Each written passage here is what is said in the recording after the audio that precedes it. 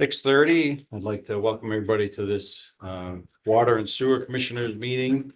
And I will invite you to stand for the Pledge of Allegiance. I pledge allegiance to the flag of the United States of America and to the republic for which it stands, one nation, under God, indivisible, with liberty and justice for all.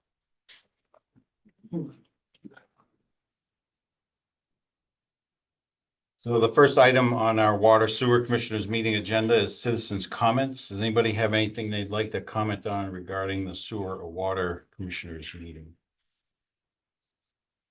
If not, we will have the 2020 second budget discussion for the Water Department. So you guys have the Water Department draft budget in your packets.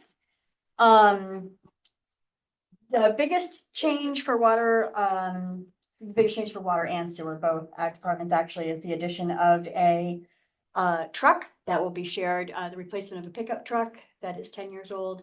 That will be used for both entities. So it is split. There's 30,000 added to each budget for the purchase of that piece of equipment. For water, as we know, historically, because we hadn't been raising rates, we're playing catch up in water.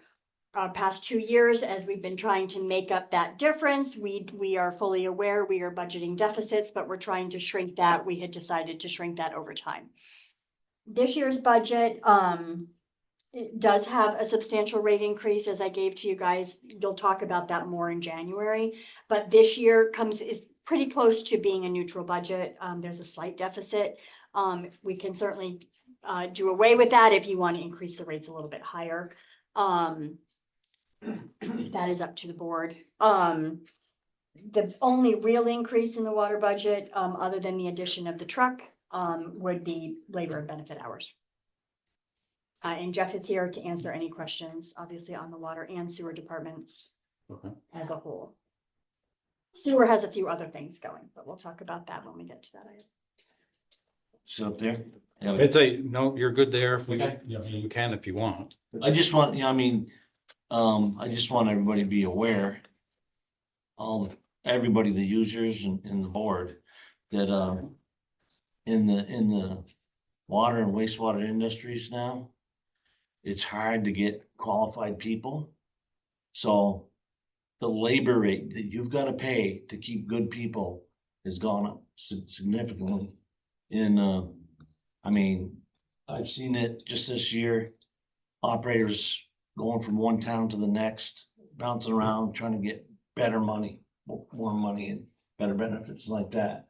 And throughout the state, I would say for qualified, certified operators, and probably down, I would say at least 10% in both water and wastewater. And that's why they're bouncing around so much. And the truth of the matter is, if you want to keep good people, you're going to have to pay more to keep them. And as the board knows, I'm working towards retirement, and for the end of next year, I will be retired, but I'm going to be around to help them out. But the 3 guys that are going to be down there full time, basically, I'm pushing them to learn as much as they can before I leave. But and like I've said though, that if they get any questions, they're welcome to call me, and I will help them as much as I can, even after I'm gone. And I'll probably stop in there periodically and stuff to just, answer questions or just get them up to speed on stuff if they need it. But there's a lot to it, and especially if you're doing 2 departments, that's the things that you have to know, and a lot of the tricks and stuff in order to keep it going smoothly. And the last 2 years, I've been trying to get them all up to speed as best I can. But my point is that the labor cost, if you want to keep the good people, you've got to pay the proper wage. So, as far as the water truck goes, the new truck goes, that it is 10 years old, and throughout my 10 year, All the truck, I don't get rid of them just because they're 5 or 10 years old. I go by their condition and, you know, how they're working for the departments. And the one that we have down there is getting tired and is worse off than the last one we got rid of. The last one was 11 or 12 years old, and the one before that, it was 13 years old. So, you know, I keep them as long as they're good mechanically and operating and everything. I try to keep them. I consider it my money too, that I don't like spending if I don't have to. Also gonna change it, that it'll be 4-wheel drive in the crew cab, hopefully. And I've checked with Ford and Chevy and GMC to see which prices I can get the best, and right now it looks like GMC to get what I need to cover what I want to do.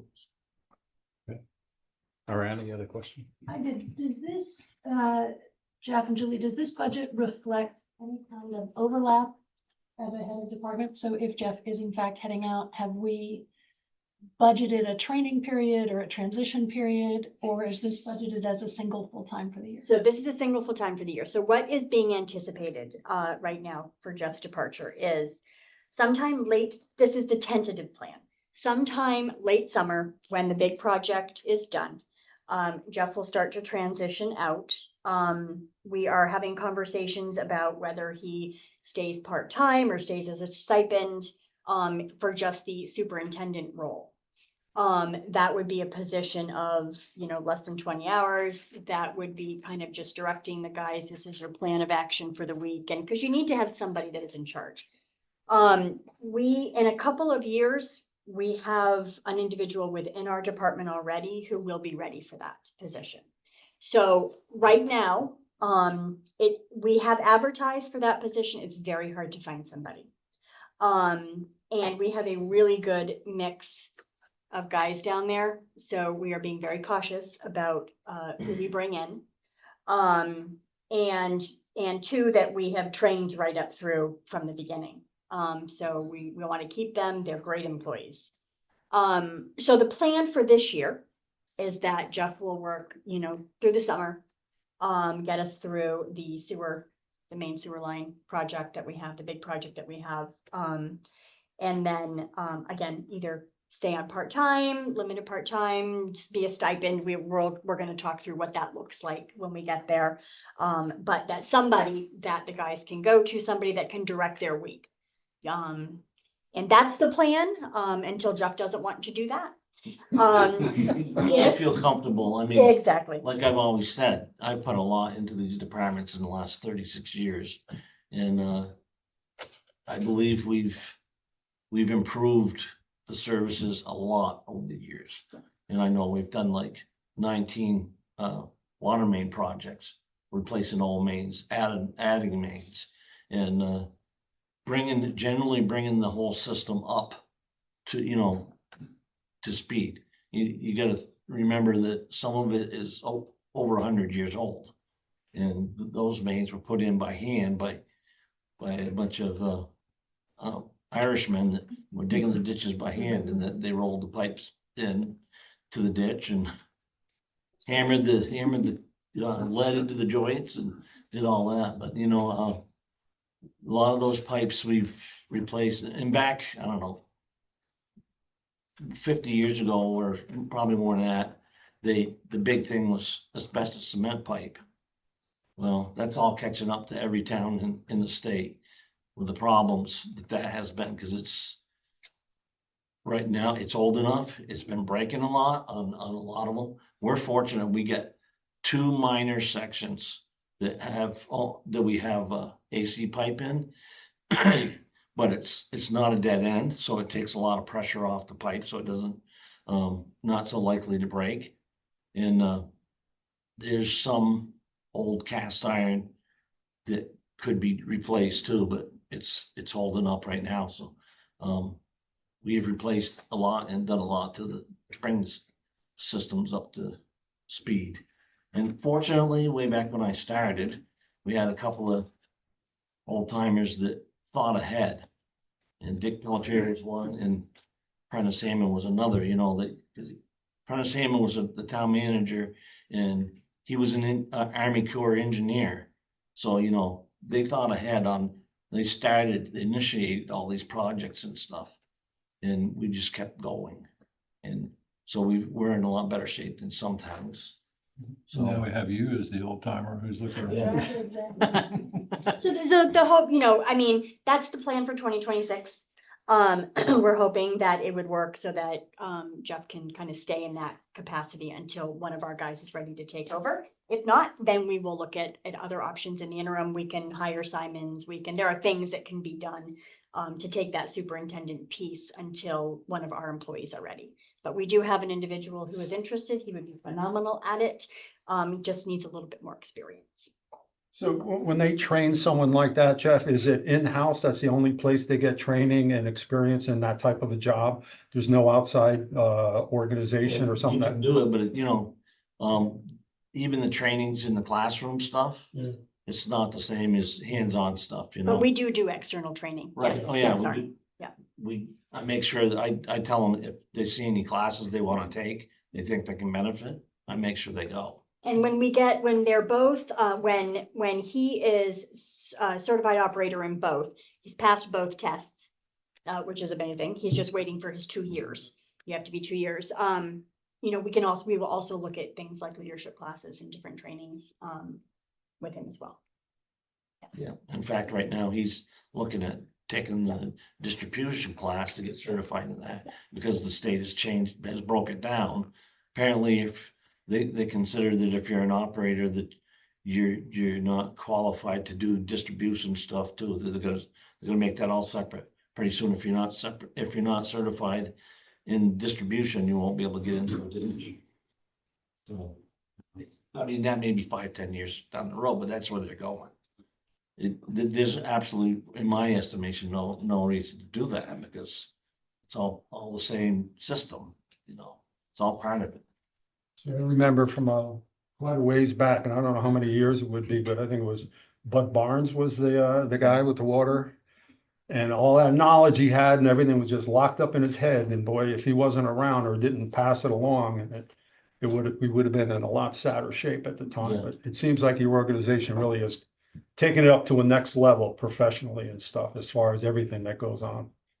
Well, that was one of my lessons. It's when he left, he didn't write as much stuff down as I do. Job security. I want to make sure they have the knowledge, they can find it. The Right. books are on the shelf. Right. So, I had one quick question on, you said that they're operating a little bit on a deficit every year. Is there still a fund balance though in that department? There is still a fund balance. So we're hitting that with the deficit. Yeah. We are, at the moment, if you took for 2025 operations, if you took the meter installation out, because that is included in this number, if you take that out, we're ending the year with a surplus.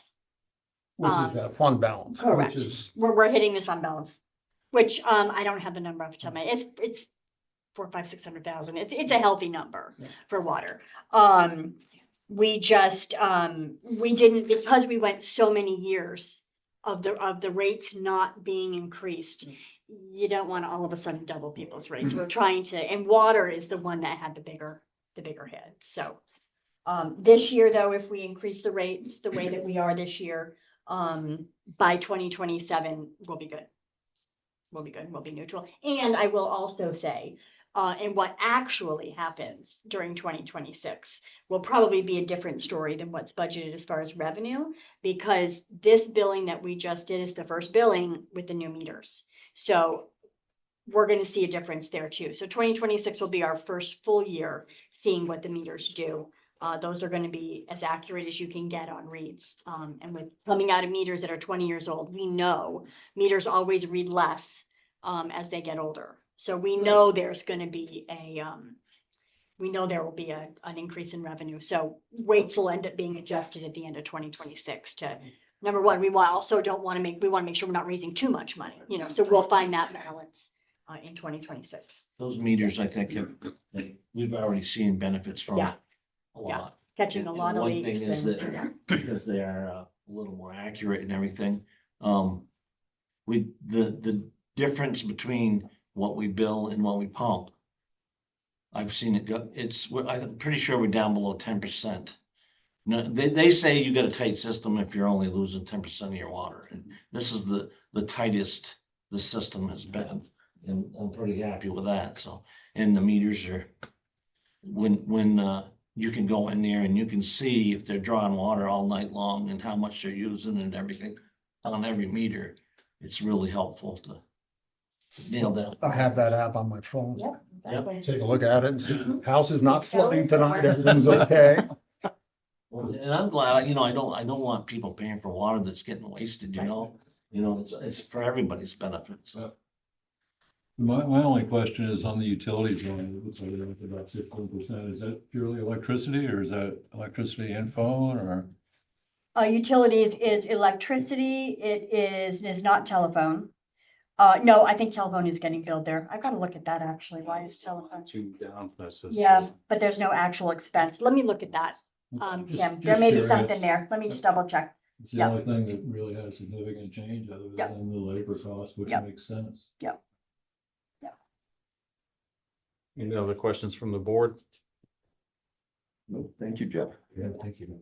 Yeah, We'll some go of into the order. utilities is propane gas too. Well, Yeah. that's in there as well. Yeah, it's all lumped into one. Okay. But I'm not sure why we're so far over budget, but there's nothing expended. Gas propane is only expended $26. And telephone is expended nothing for 2025, so something's going on there. Let me just, I'll run a report on it. On mine, the wastewater has a phone line, but the water doesn't, so I Right. don't know. Yeah, I'll have to look at it. I'll have Lori run the numbers for me. All right. We done with the water department, You were. sewer department? Sewer department. So sewer, very much the same situation, $30,000. The other half of the truck is being budgeted. One of the big changes in sewer this year is 2025 or 2026, sorry, is the last payment for the sewer bonds, the 2002 sewer bonds. So it is not a full payment. Instead of being 136,000, it's about 68,000 between principal and interest. So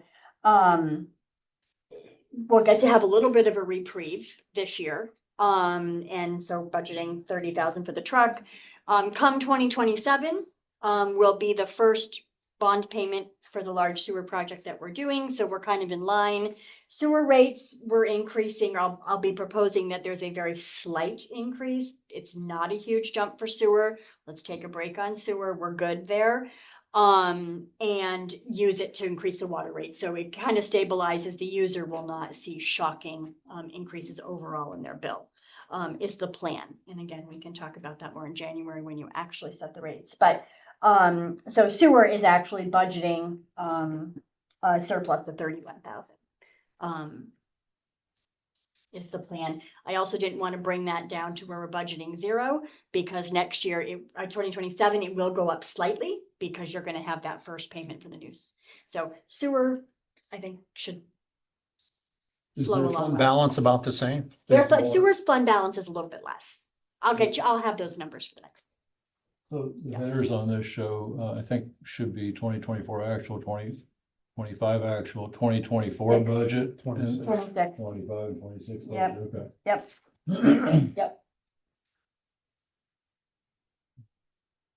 Jeff, when they did the line survey, there were a lot of other seepage problems. Or how are they gonna get addressed? Well, part of the contract 3 that was just recently gone out the bid Yeah. is replacing the Depot Street Right. gravity line. Yep. And that by far is the worst section of gravity Yep. sewer main that we have. And so it's got sags, it's got splits, and unfortunately, some of the joints, you get roots in there and it pushes them apart and stuff, so. Because without the map in front of me, like I can remember there were problems on Pleasant Street. There were some problems on Main Street. Yeah, but they weren't nothing like this. This is like, Right. every. Well, that's, I mean, so Yeah. this is covered. So there are other little things out there. You're just gonna let them slide, or is there a future plan? Well, yeah, they will be in the future, and some of that stuff may be done with the lining,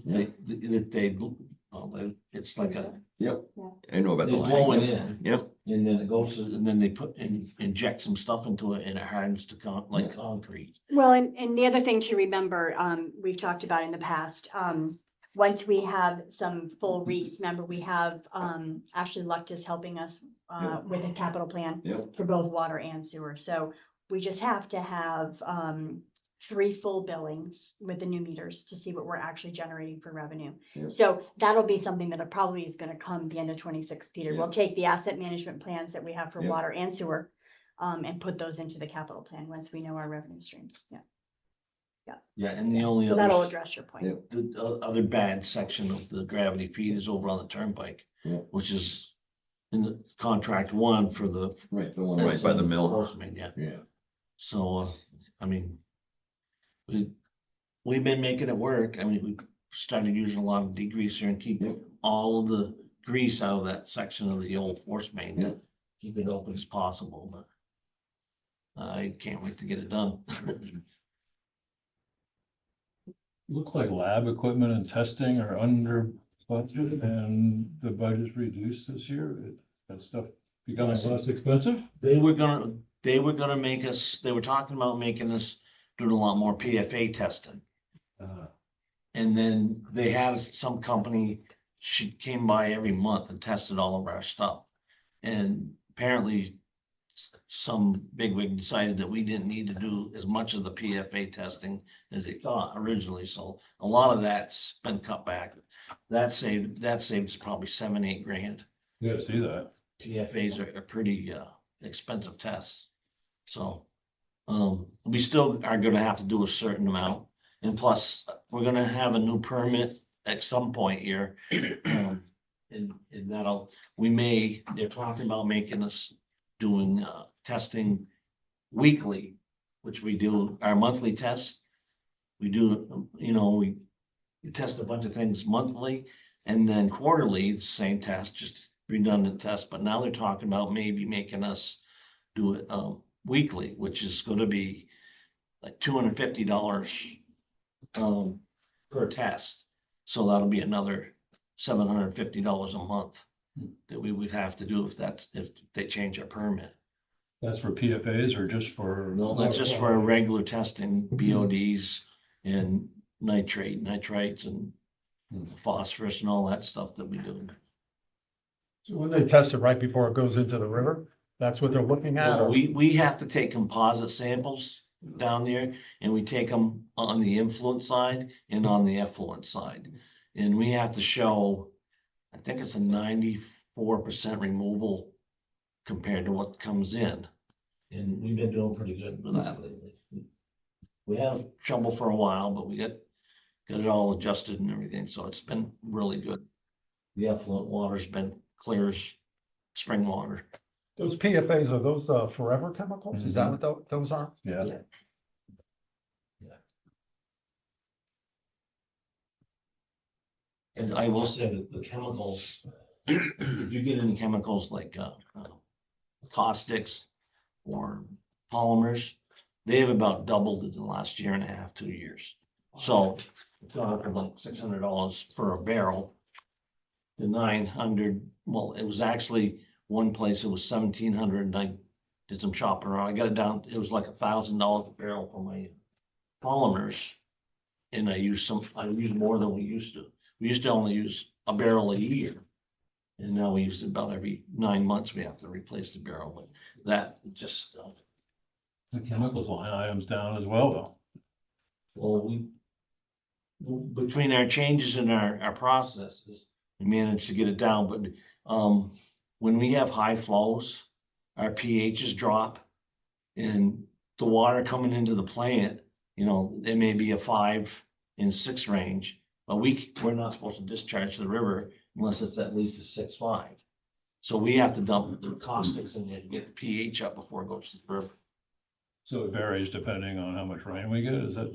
I It mean, has a lot to I do want with to it. turn this into a lesson on wastewater. Yeah, but it also, we've been working on the infiltration part too.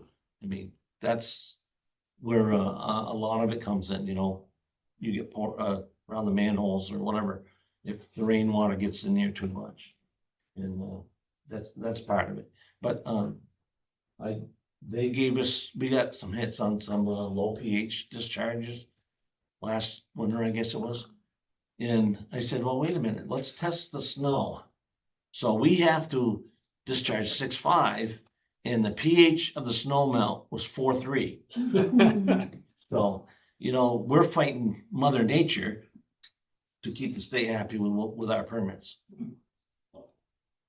So we go through barrels and barrels. When it's that bad, we go through a barrel of caustic in 3-4 days. So.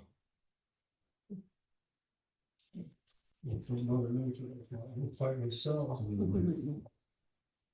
We pay for that. Any other questions on the sewer budget? All right, well, thank you, Jeff. Appreciate your time and expertise.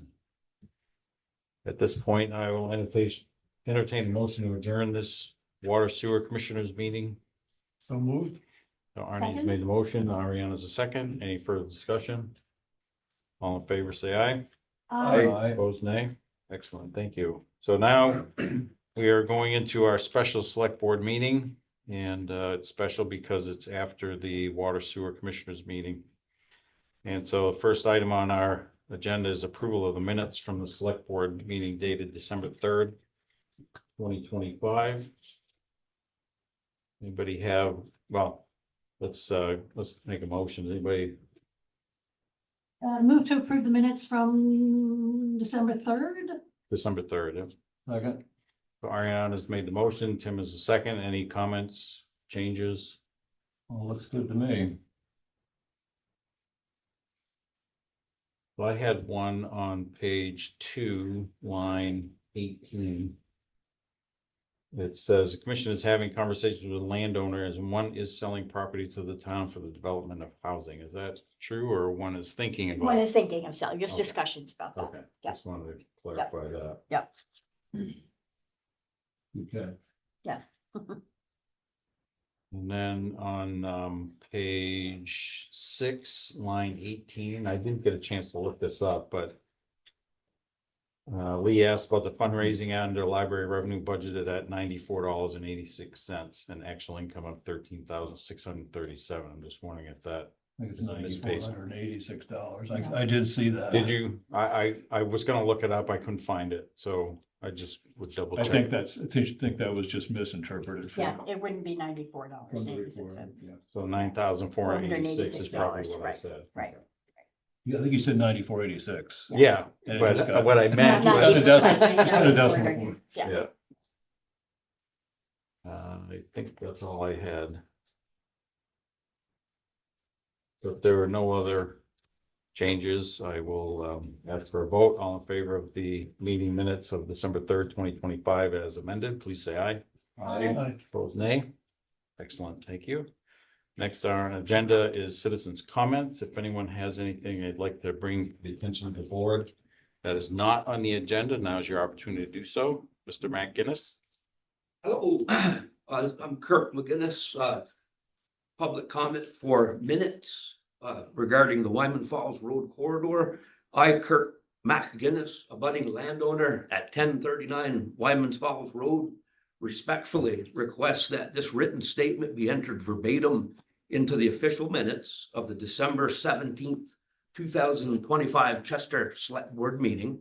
My deed conveys fee ownership and does not identify a recorded highway easement or right-of-way across my property. To date, the town has not identified any recorded easement, dedication, or taking authorization the placement of storage of town materials within the corridor that crosses my property. The scope of the town's authority regarding this corridor is presently under judicial review by the Windsor Superior Court pursuant to Rule 75. I am not requesting that the Select Board adjudicate the merits of this dispute at this meeting. As of this date, town stage materials remain present in the corridor on the property, and no removal action has been taken or communicated despite prior objections. I am requesting only one, preservation of the status quo during pending judicial review, and two, removal of town stage materials from the corridor on my property pending the court's determination. Respectfully submitted, Kirk McGinnis, 1039 Lyman Falls Road, Chester, Vermont, 05143. If you would kindly add that to the minutes, I'd be grateful. We do that. Thank you, sir. Anyone else like to address anything to the board that's not on the agenda? Next is old business. Julie, you want to take us through that, please? And, just a couple things, grants. We have been awarded the recreation facilities grant for the walking path down at the Pinnacle. So that work will be starting in the spring is the intention. And we were also approved for the recreation trails grant. That's a 2-part grant. You apply, then you get invited to apply. We have been moved to the next phase. That is a grant that would do additional work for Brookside Trail, some extensive work, some extending work on Brookside Trail. So that's where those two are at. The Library Capital Improvement Grant has opened up. That is due the end of March. This is the grant that we would be using to redo the ramp into the library. Changes that around, and it does some structural improvements inside, some window improvements to kind of keep things a little warmer, some electrical upgrades throughout the building. So we're working on building that grant right now, but that's an up to $400,000 project. We probably would be applying for about the $400,000. So we're working on that now, but I will keep you guys posted on what that will all look like. The Depot Street Sidewalk Project has received the written right-of-way clearance. The final plans are being finalized, and we're going to be proceeding to bid probably in February or March. So how many years is this? It started in 2018. We will, as we have discussed, we will do the lighting as an alternate bid. We are required to bid the lighting since it was initially part of the original project. We'll bid it as an alternate. I don't have a response yet. I asked a couple weeks ago. Derek is looking into it for me on, we can't use the funds to extend and do longer sections of sidewalk because it would have to go all the way back to environmental review. But we have talked in the past about work out here on this depot with parking and improvements there. Environmental review has already taken place because the sidewalk crosses this part of depot to get to Lee's or Smitty's. So I am asking if we can, instead of using the lighting money, if we can use that money to do improvements out here, if that would be allowed. Derek is going to his higher ups. I emailed a couple weeks ago. I haven't heard back. So we'll know before we go out to bid. So how does that work? We're not allowed to extend the sidewalk, but are we allowed to repair or replace existing sidewalk, or not even that? No, not even that. Because when we design the project, there's an environmental review that is done for the entire length of the project. If we go further than the boundaries, then we haven't done an environmental review. But this is existing sidewalk. It doesn't matter. You still have to do environmental review because we're digging up the old and. Because it's a grant. And because it's federal money. Yeah. All right, thanks. But I don't want to give those funds up either. No. So what can we use them for? And that's what I'm trying to figure out and get some answers on. So more So are we thinking, refresh my memory, are we thinking the lighting is going to be too costly at this point after the increases? I think it's a discussion, but we did include an upgrade. I mean, I got an additional grant for funding. So we have a total of $2 million for the sidewalk improvements. So back in 2017, when we did the application, it was a whole different conversation and a whole different time. And so lighting, for the purposes of directing people to the village, was a big part of that project. There have been discussions more recently about, is that still what we want? Do we still want pedestrian scale lighting all the way down Depot Street? Which means if you do it down Depot and around the corner, you're going to be committing to also taking it from there and going all the way down through the village. So is that what we want? That's a discussion that the board will need By to writing have. it out, it makes it easier to have a discussion. Or, exactly, And does it absolutely. postpone moving forward? Correct, So- correct. So we'll get a bid number for that. It's just gonna be a discussion that we have about if that is still what you want to do. And in the meantime, I'm gonna get an answer on, if we didn't do the lighting, can we do the improvements out here on the depot? And then you have two things to discuss and decide what is a priority for the board. So once I have answers on that, yeah, you're welcome. Route 35, from the Route 35 grant is now closed, as is the NRCS program, which is the program where the town was the sponsor, used federal funds to do bank stabilization on some private properties that qualified. So those are both now closed out. We've been reimbursed. FEMA, we still have a couple of FEMA projects. One is large box culvert on Smokeshare, box culvert on Christmas Tree, and the reservoir dam, as well as a little bit of riprap work. What most of this is mitigation funds this year with FEMA, not this year, after the July 23 floods. FEMA has a program where you can apply for mitigation work, which is usually the amount of what it costs to repair the road. So you get double your money, basically. So these are 4 projects left from that. They'll wrap up in 2026. We had to file extensions for those. The other thing that we found that we were allowed to do, we have submitted it, is when we had to do the current expense note, because of the cost of FEMA. We did that current expense note in 2023, and then we extended it in 2024 because FEMA was so slow in reimbursing us.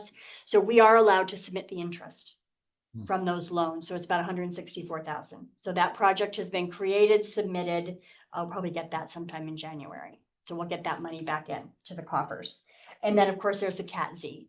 The CAT-Z is the last project. Once everything is done, I'm allowed to bill my time. Since July of 23, up to 5%, capped at 150,000. So we could potentially get up to 150,000 of my time reimbursed. So I'm working on that as well. That doesn't get filed until everything is closed out and all work completed. Bailey Hill Road, Jim will have an opinion for us on that on January 7th. That's it for me for all business. Okay, anybody else have anything? Next is the discussion on the local options tax for room, meals, alcohol. And Julie had submitted or provided for us some information on what those funds would be used for. So I just wanted to bring this up again and see if anybody had any more insight. Right, you asked for just kind of a consolidated list of the things that you've talked about today. We tried to do that. We also, Preston and Hugh and I also talked about some other options for revenue for the Housing Trust Fund. You had asked for that. It's a few ideas down there as well. And then we did our best to try to come up with a 2026 proposed preliminary budget to answer Ariana's questions. There's lots of little bullet point notes there of other things that could affect, but that's our best guess, Ariana. Yeah. I'm happy to answer any question. So we'll be setting the warning when? Second meeting? January 17th. January 17th. Okay. Yeah, the second meeting in January.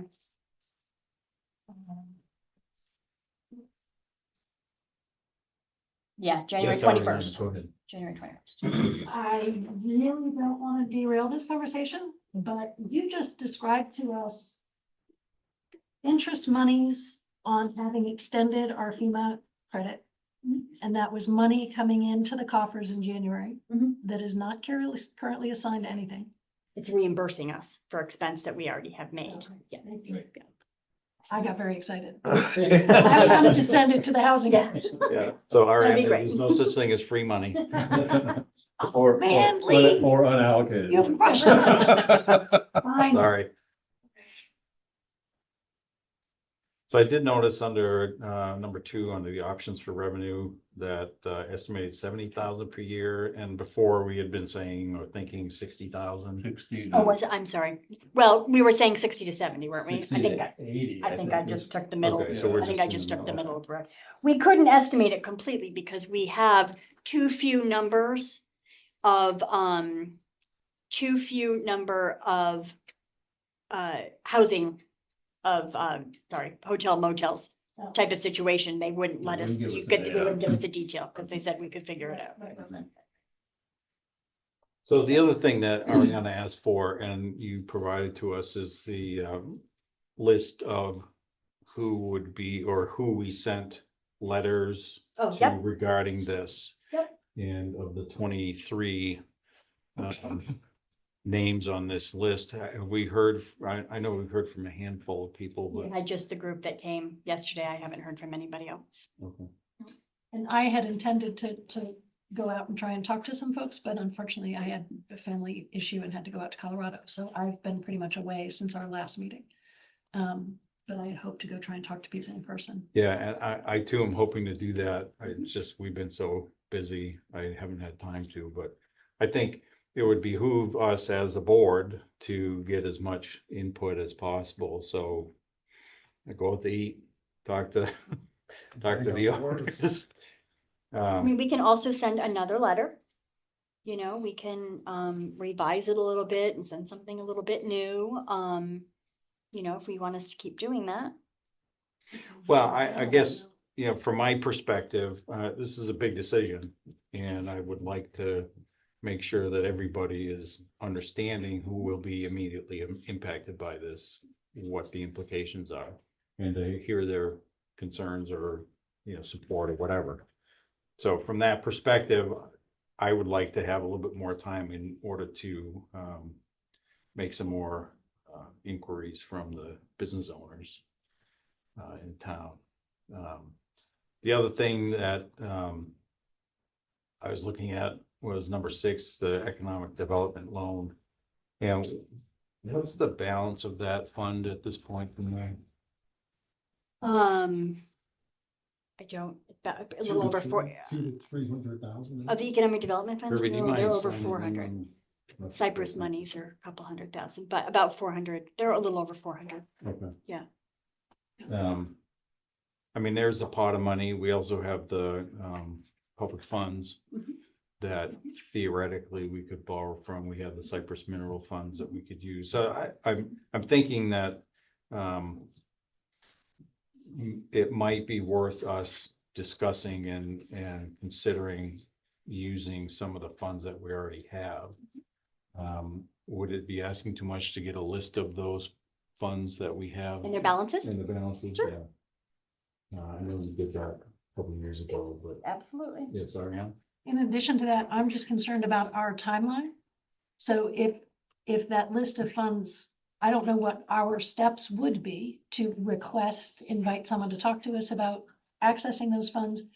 If I love this line of questioning, but let's make sure we're paying attention to the clock at the same time. Sure, So yeah. if there's a fund where we need to have someone come to a meeting and we need to go to a meeting or anything like that, let's make sure we have a calendar attached to those ideas. It would have to be either the first or the second meeting in January. Yeah.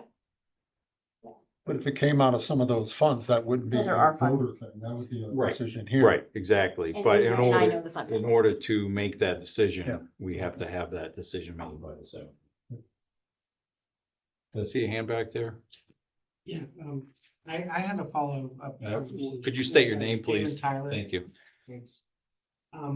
I did have a follow-up conversation. First question, Julie, did we get the list of businesses impacted? Because I don't. No, the recall board had seeing- asked for that. I emailed that to the board. That did not go in the packet. Okay, No, could we get the list? I can email you the list. Yep. I'm Yeah. also interested in the list that's not impacted of businesses. The list that is not impacted. Yeah, so. We don't maintain a list of businesses for Chester, Okay, because we don't have a business registry.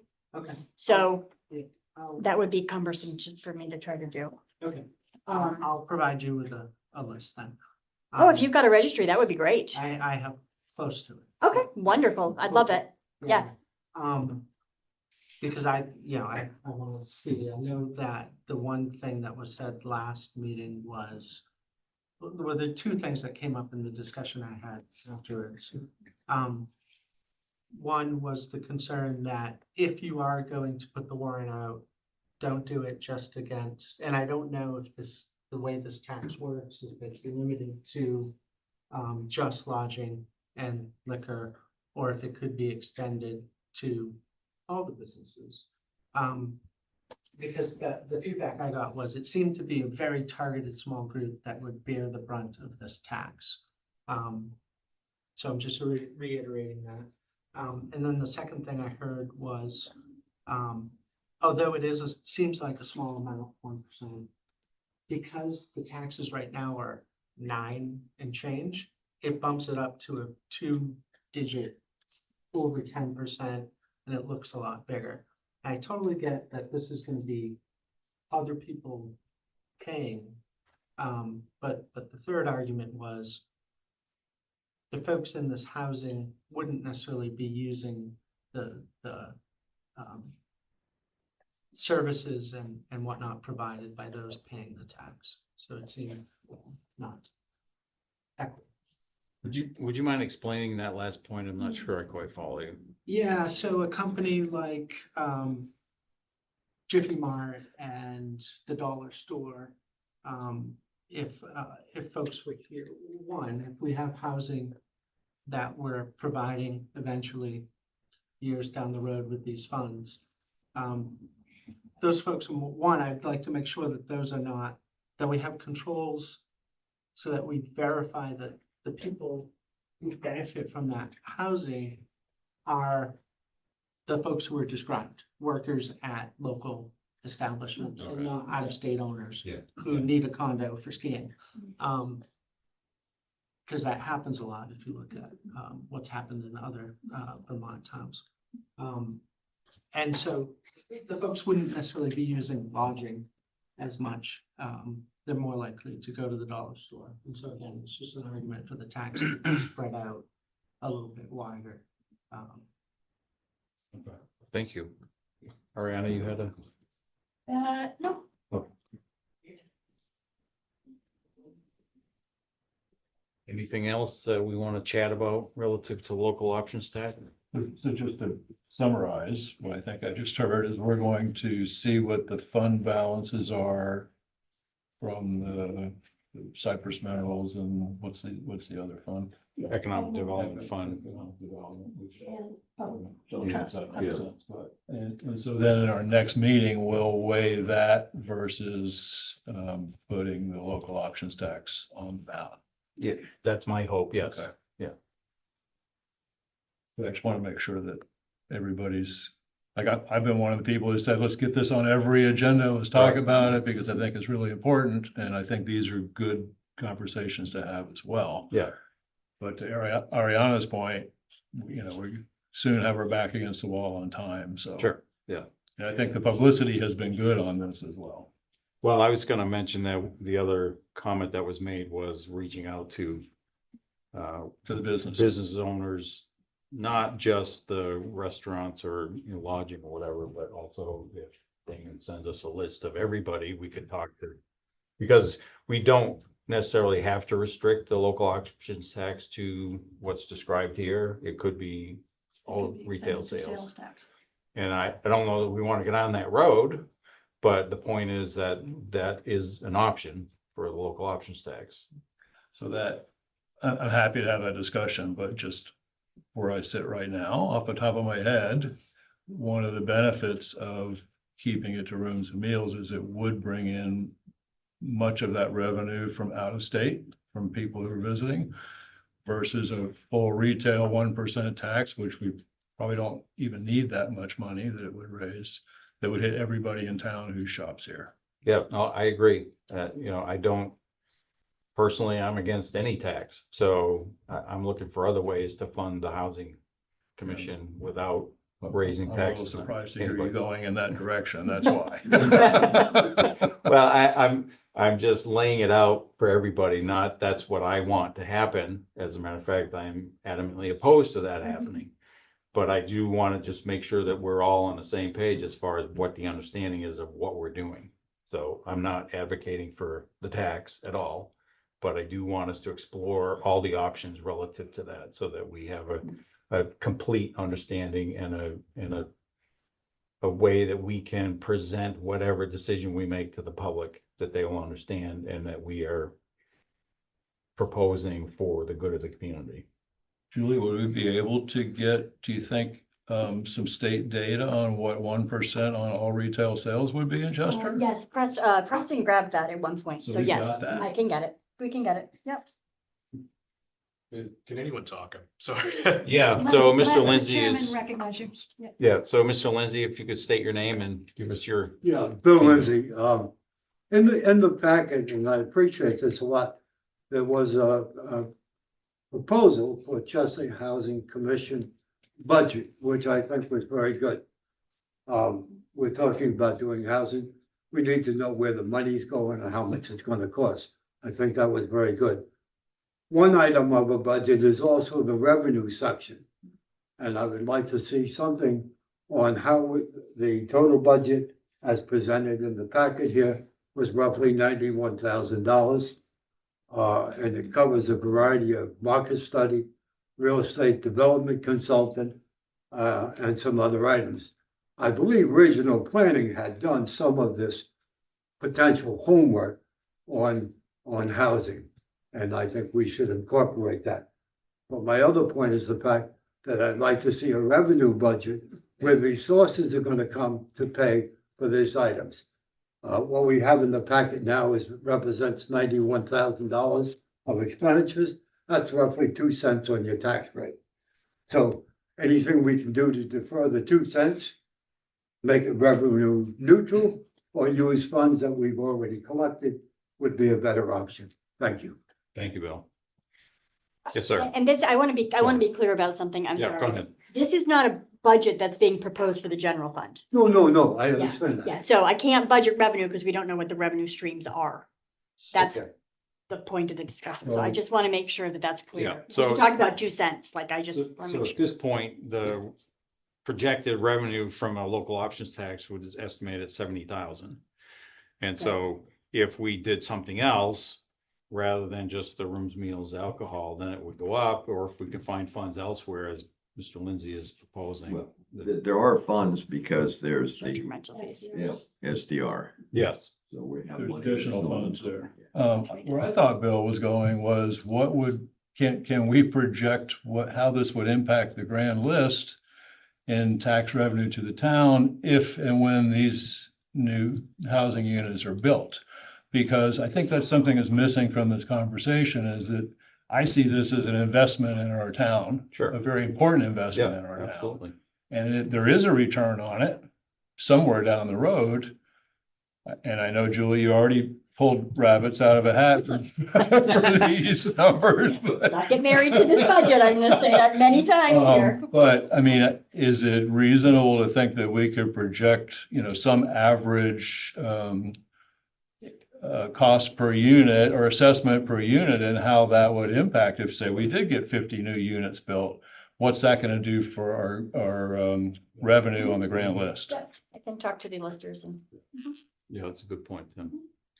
The question that I have is, when would that occur? Because Well, that's we've the been rabbit talking- in the yeah, hat. Yeah. Exactly. We've been talking A little about bit in the future. if we Yeah. do implement this. It's 5 years down the road, tax. best case, probably. Right, it's a 5 to 10 year tax, Yeah. and then it sunsets, but are we Well, I'm seeing saying- revenue in that 5 to 10 year period? The answer is no. Maybe. I think maybe. The answer is maybe. I get, okay, yeah, I mean, I'm not, And there's interest Getting in out my building, crystal- it sounds like, and there's research that's been done, and there's a lot of work that's been done on this already. You're not gonna see the large project on town land. No. Anytime before 10 years. Right. I wouldn't think, but some smaller development could take place over the next. 25, maybe we break it into per 25 units. Yeah. Here's what we could expect. I'll have some conversations with you and the listers and see what we can come up with. Thank you. Mr. Henshaw? Yeah, Carl Henshaw. I don't know if I need to stand, but just kind of a question about the 1%. Is that does it have to be in 1%? I'm like, what levers can you guys pull? Like, if you do a tax, it has to be a minimum of 1% or 1% has to. So be the target? local options taxes break into 3 chunks. Each tax, you can only assess 1%. So you can't do less than or more than. It's in statute is a 1% tax. Okay. Yeah. Well, So you that's- can't deviate from that. Unless the board were to do a special assessment on a tax bill, then they can do any amount that they want to.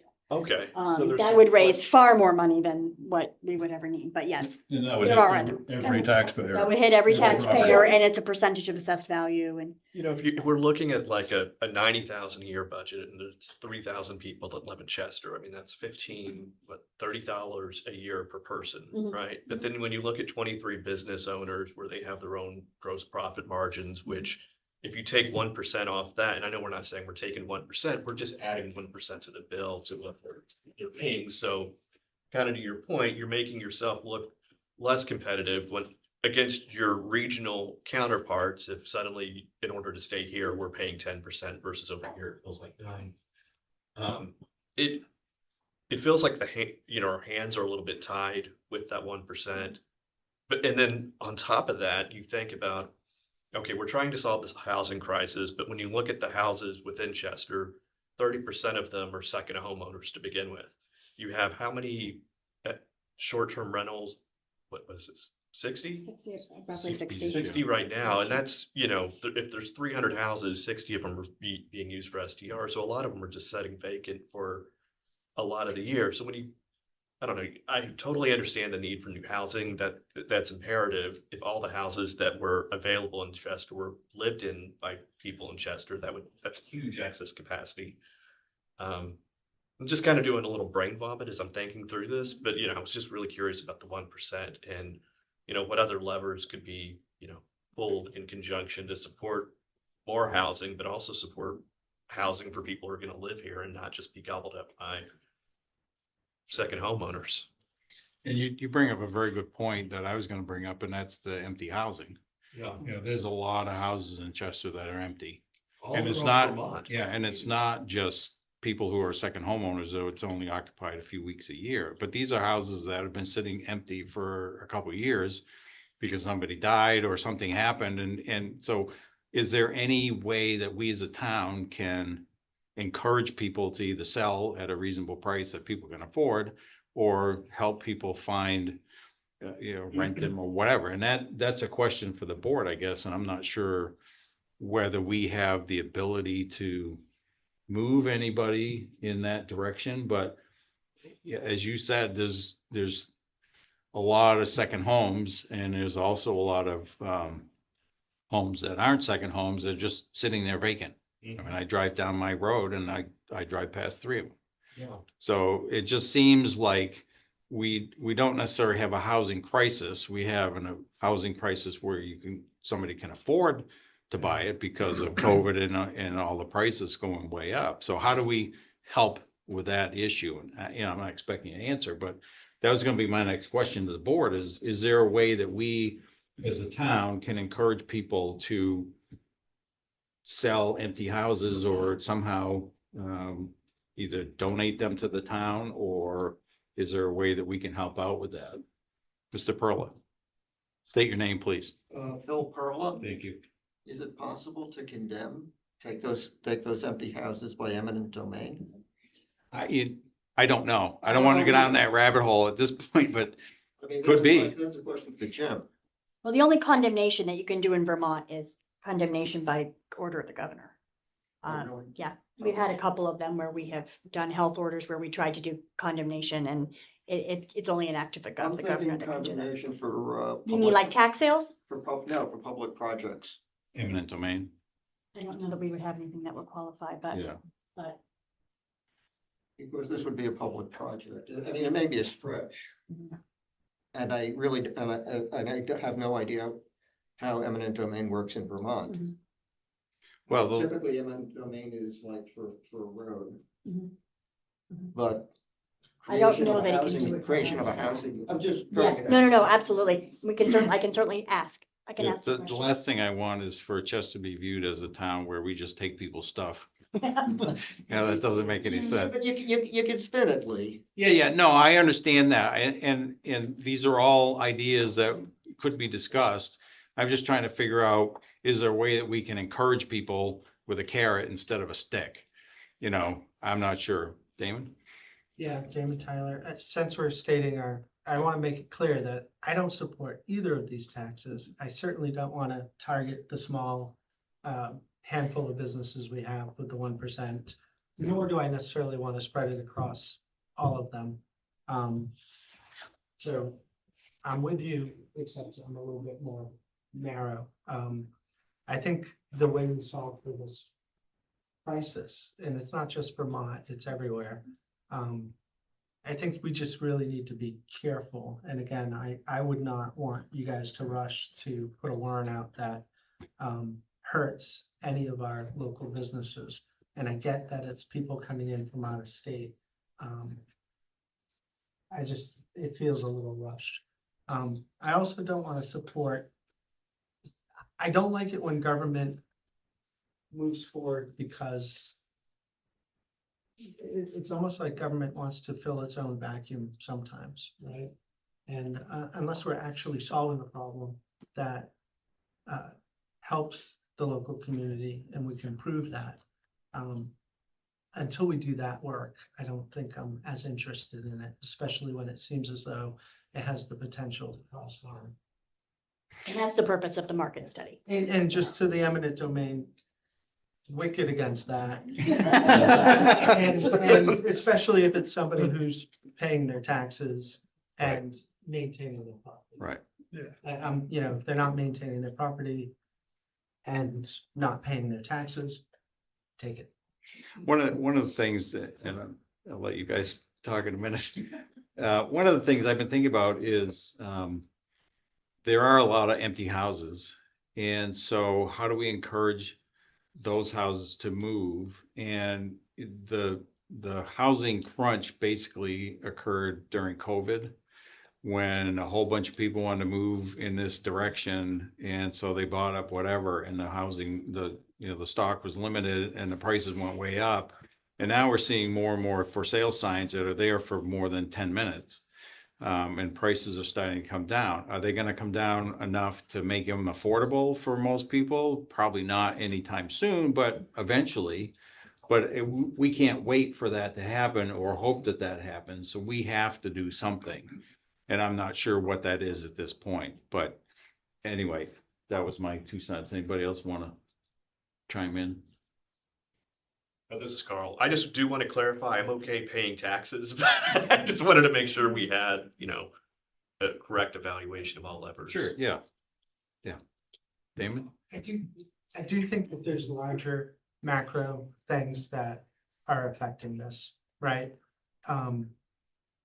Interest rates obviously went up. Many people are locked into low interest rates, so there's no incentive to sell their house.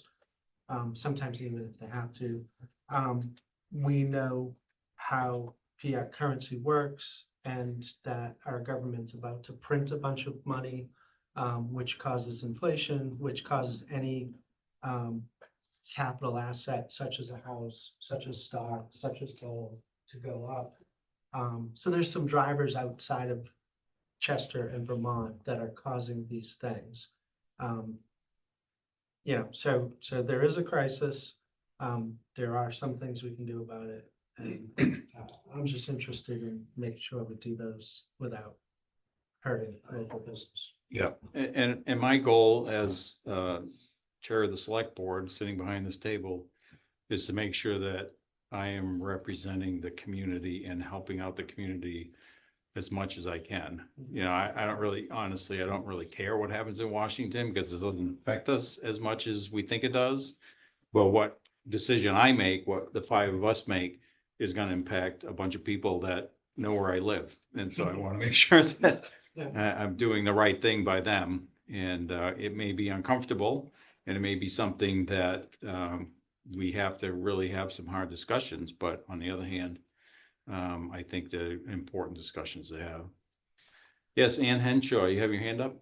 Yes. Do I state my name if I'm on Zoom? Yes, please. Okay, Ann Henshaw. and I'm nervous to ask this question because I think it's probably not a very smart one, and I should probably know the answer to this already. But hypothetically, are towns able to purchase properties? Yes. Yes, absolutely. Okay, that's all I want to know. Thank you. Thank you. And there's actually a couple we're looking at. The Housing Commission is entertaining. Any other comments, questions? You know, The town has no desire to be a housing manager. No, No, absolutely not. Well, That's they not are. our, that's not what we do. Right. no, we do not. you know, we try to do what we can at a local level. But when I think about the federal government and the country in general, I think that they have a huge influence on what happens at a local level because it's what's happening all across the whole country. And I think a lot of it is wages have never kept up with cost of living. Wages haven't kept up with people that can afford a living as it goes on. As everything got more expensive, people's wages stayed the same. Expenses have gone up. I think there's a lot of income inequality in this country, and which is why it's put on the back of folks that are struggling at a local level and at a middle class level, and which is hard. And I think that does have a lot to do with it. But you're right. We don't have much say in that part of it, and there's not much we could do with it. But a lot of these things we're addressing, I think, are caused because of what's going on. There's systemic issues, I agree. The Well- cost of building materials, we have no control over, but it's a huge factor in Sure. housing absolutely. not Yeah. being built. Yeah, we have influence on our immediate family. Yep.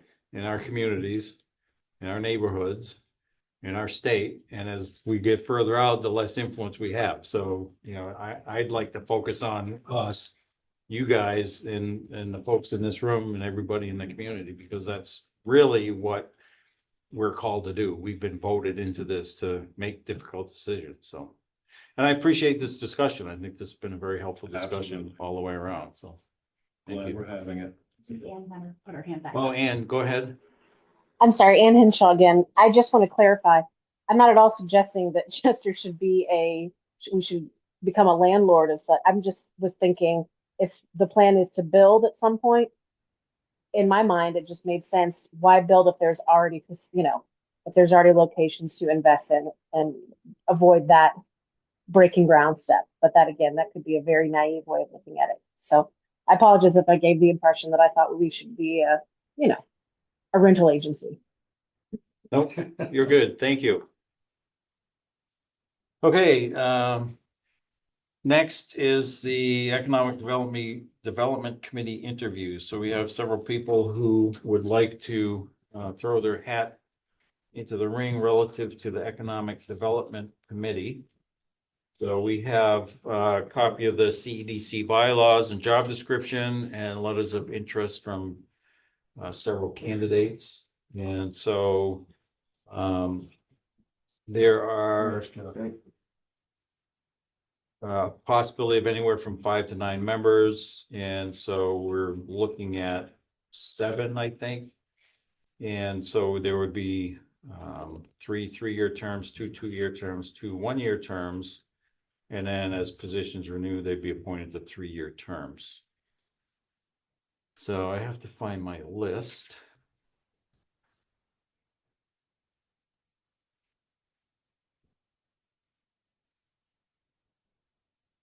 So did you guys all have a chance to look at the list of people who are interested?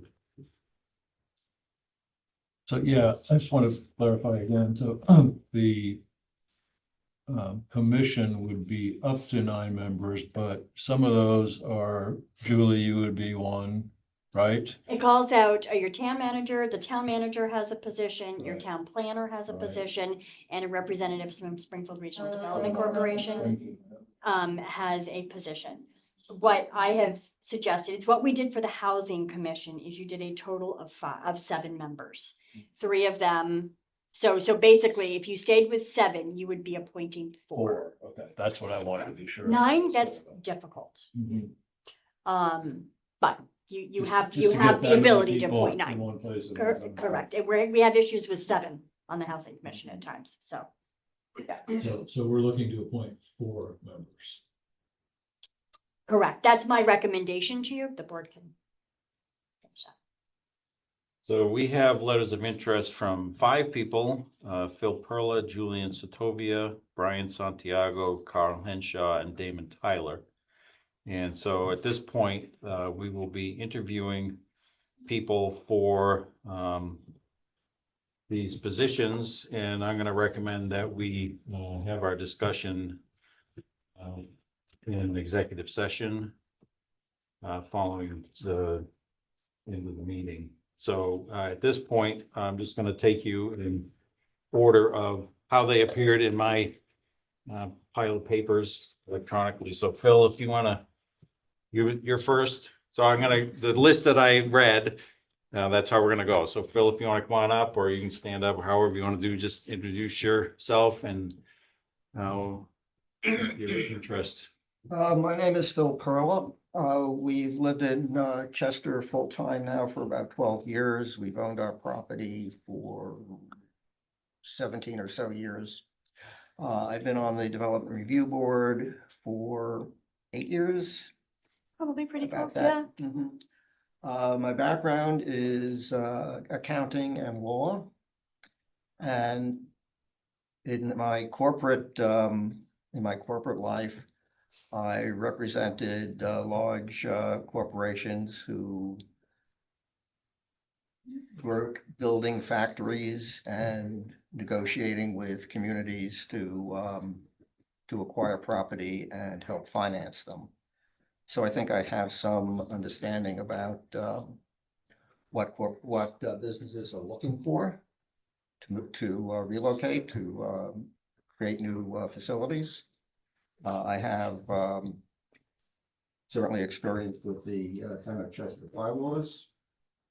And, I think I have a general good business background that would help me, deal with the issues that businesses are facing when they look to relocate. Excellent. Any questions from the board? Well, Phil, I have a big idea, so you can all listen to this one, and it's sort of let it fill out from there. I would really like to see a log concentration yard next to a rail siding. Well, It's just out there. I know it is the bigger thought. So what is, if you were to have a thought of something you'd like to see, what would you think of? well, that's an interesting thought. And when I was working for a large consumer products company, rail siding was an absolute must-have. You know how often they use those rail sidings? Well, I know my logs are going to Vancouver right now, so they're going to Montreal. They're loaded on a rail car and they go to Asia. But Trying to get the markup. to answer that question properly, we need to know what the inventory is. Yep. What's available, who owns it? Yep. What plans they have in place Yep. to market it. And, we are either blessed or cursed Yep. with the rail line. And I think the O'Neill property has, some of the lots on the O'Neill property have access to that rail line. You would have to talk to Amy and Mike, I believe your husband is. I'm asking more for your big idea. That is my big idea. What is yours? I don't have a big going in idea, Peter. Yeah. My idea is like kind of first step Yeah. is to see what is permitted by our existing bylaws. Yeah. And I'm certainly not suggesting any wholesale changes in the bylaws or in the district maps. But until we kind of understand, what else beside the O'Neill property has access, and I know the O'Neills were talking, and this is going back pre-pandemic, they were talking about an office park. And I have seen I drive by there, many times a day. I see zero progress on turning that into an office park. And I thank Amy for the DRB. Amy was very honest that they may not be moving very quickly on that. But nevertheless, that's a conversation. Yeah. And sure, rail can be important, and we need to basically get lists. Generate lists of of properties that have rail access, have good road access, and analyze them to the owners. As I said, you don't want to get involved with you want to be very careful about properties where a realtor is involved, because realtors have been known to kill over commissions. So it's, I don't have, that,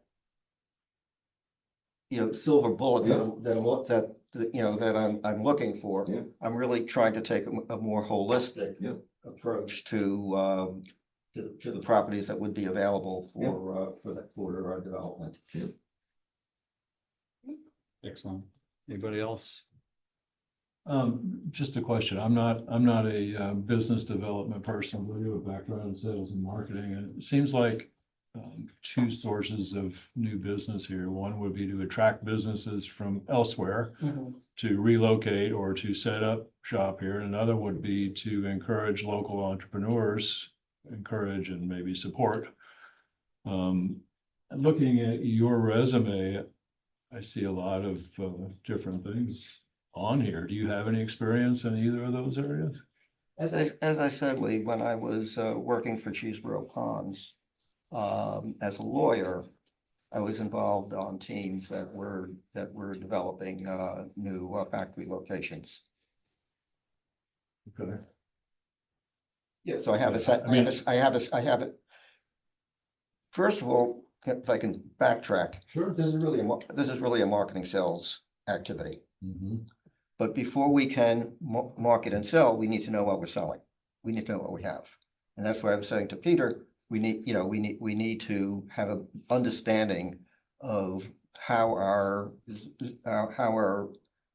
zoning bylaws, impact on this question. And there may be, there's a lot going on. There's a lot going on in the zoning enforcement area. There may be properties that could be changing use. But yeah, you're certainly right. There are two markets. One would be the new businesses, and the other is the expanding local businesses. I think personally, people who are running businesses in town should probably have a better sense than any of us of what properties might fit their expansion. And I kind of don't think that's going to be a value added target, because those people, they know Chester, they're attracted to Chester, they have an investment in Chester, and if they want to expand, that's the first place they're going to look. They're going to call their realtor and see what's available. There's a much bigger but very diffuse market that doesn't know Chester at all. We have two decent sized manufacturers, Newsbank and Curtis, with national scope. They may be good contacts to help us market, because they're here and they're running substantial businesses. So outreach to those businesses. Okay. Yeah, my first steps is broad outreach. I'd want to talk to Jason Rasmussen, and certainly Preston, and you. That board will have a presence. Oh, yes, Yeah. absolutely. Yeah. Yeah. Okay, thank you. Anybody else have questions for Phil? Well, thank you, Phil. Appreciate your time. Pleasure. Thank you. Next is Julian Sotovia, if I got that correctly. Close. Yes, I am one of the owners of Matilda and Three Bears. My family has been in Chester for 56 years. We have a house on Cavendish Road, and I inherited the house a few years ago, so I am living here full time. And my business partners live above the store. In the past, I have, my background is originally, my degree is in political science. I went back to school and studied horticulture, so I'm a horticulturalist. My business background for originally in the horticultural field, I worked in nonprofits for a number of years on executive level positions. I was the associate executive director of the New York Flower Show, which the Horticultural Society put on in New York. After the flower show had a demise due to financial strains due to bad weather. One year, we lost a tremendous amount of money. The flower show got canceled. And at that time, I decided to go into the for-profit business and had a business partner. We had a landscape design business for 26 years in New York and did mostly the metropolitan area as far as Nassau County on Long Island, although we did do some work much further east. And then after that, we sold the business, decided to open up here since I moved up here. And that's basically my business background. I've also been involved in government in my town, in my village on Long Island. I ran for office. I was on a few commissions for the village. That's basically all I have to say about myself personally. Some of my goals for here would be, I think we need to, I do agree with trying to get outside or some bigger firms to come here for some development. But I think that before we can really do that, there's some things that we need to do to get people to come here. I think we need to redevelop the downtown area, try to help the businesses downtown, sort of try to utilize, there's a lot of empty storefronts downtown, and it would be nice to see a more consistent business community. And I think that discussion needs to happen with people who own property on the green and on Main Street as it goes out of Chester. Also, I think there's some services that we need to bring to the town before you can start asking bigger companies to come here and relocate or to open here. I think we really need to make some real commitment to trying to bring a pharmacy to Chester. I think there's certain services that we don't have here, and you have to drive fairly decent amount to get to those services. A pharmacy is one of them. I think also some other basic retail that you need to have in town that we don't have. Also, in terms of getting bigger firms here or some manufacturing, I think my goal would be to try to get in-house or look for people within the state and try to get entrepreneurs that are interested in coming to a place like this. We want to also make sure that we do smart development. We don't want to do something that's going to affect our town and change what our town is like down the road. So yes, I'm all for development. I'm all for getting more business here and getting that tax revenue in, but we also don't want to change Chester from what Chester is. And it's a beautiful place to live. People come here because that's what they want to see when they come here. We just don't want haphazard development just for the sake of development. And that's another reason why I feel like within state, in-house entrepreneurs would be more interested in preserving what our town is like than people coming in from outside. So basically, that's all I have to say. I don't know if you have any questions or anything. Any questions? Well, thank you very much. Appreciate your time. Thank you very much. It's getting easier and easier. Yeah. They're taking crib notes from the. I guess so. Before 'em. They know. First one's the toughest. So, Hugh, you have your hand up. Yeah, thanks, Wade. This is Hugh Quinn. I didn't think to ask this question of Phil, but I guess I'll just ask the question and, to the extent that any of the candidates want to provide a point of view, I'd love to hear it. But I guess my question would be, what are the different candidates' point of view about whether the economic engine that drives Chester is primarily driven by tourism or driven by, whether it be trades or non-tourism related businesses? I'm trying to understand whether folks have a opinion about whether we're really a tourist town, a working town, and how they would view trying to drive economic development in either one of those directions. Thanks. Thank you. So I'm going to let you guys cogitate on that as we continue down, and then you can answer the question when we're all done. So, Okay.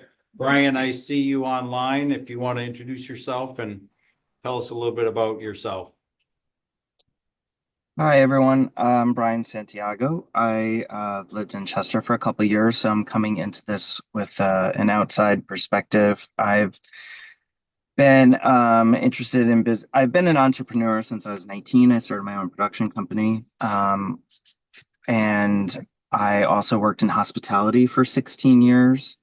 I also ran a nonprofit arts organization called Artists on the Brink, where I was artistic director and executive director, where we raised money by doing live events to raise money for different nonprofit organizations, and also invited small businesses to come and have exposure to the audience.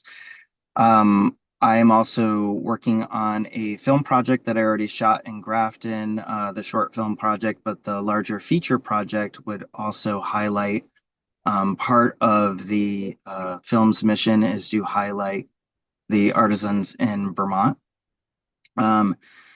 No, none of the investors or production companies want us to shoot in Vermont because we don't have a film commission. We don't have a tax credit. But I want to shoot in Vermont because it's home now and I love Vermont. So one of the things we want to do is we want to highlight different artisans by having sort of a localized product placement in the film where people can go and shop the website, products that they see in the film. And connecting with all those smaller businesses through Vermont. We're in the process of doing that right now. We are not fully funded, so I don't want to misrepresent, and this has not been greenlit yet. But I am very interested in. I'm also starting being a Vermonter. I have my marketing business. I have the film, and I'm also starting a Pilates business with Patty at Made to Move. So I'm doing lots of different things, but my marketing background, I work with small businesses and business development and marketing. I've been doing that, started that business 15 years ago and been working for myself since. And I've worked with everything from health and wellness to hospitality to book authors and lots of different staffing companies. So I have a wide variety of exposure to lots of different types of businesses, trying to figure out how to enhance those businesses, how to profit and market those businesses. So I know that's a mouthful, but I'll stop there. Well, thank you. Any questions from the board? I have one. Ariana? Brian, do you have it? It sounds like you're still running the marketing company. What is the I am. and you're getting into the Pilates studio. So what are the current businesses you are operating in Chester?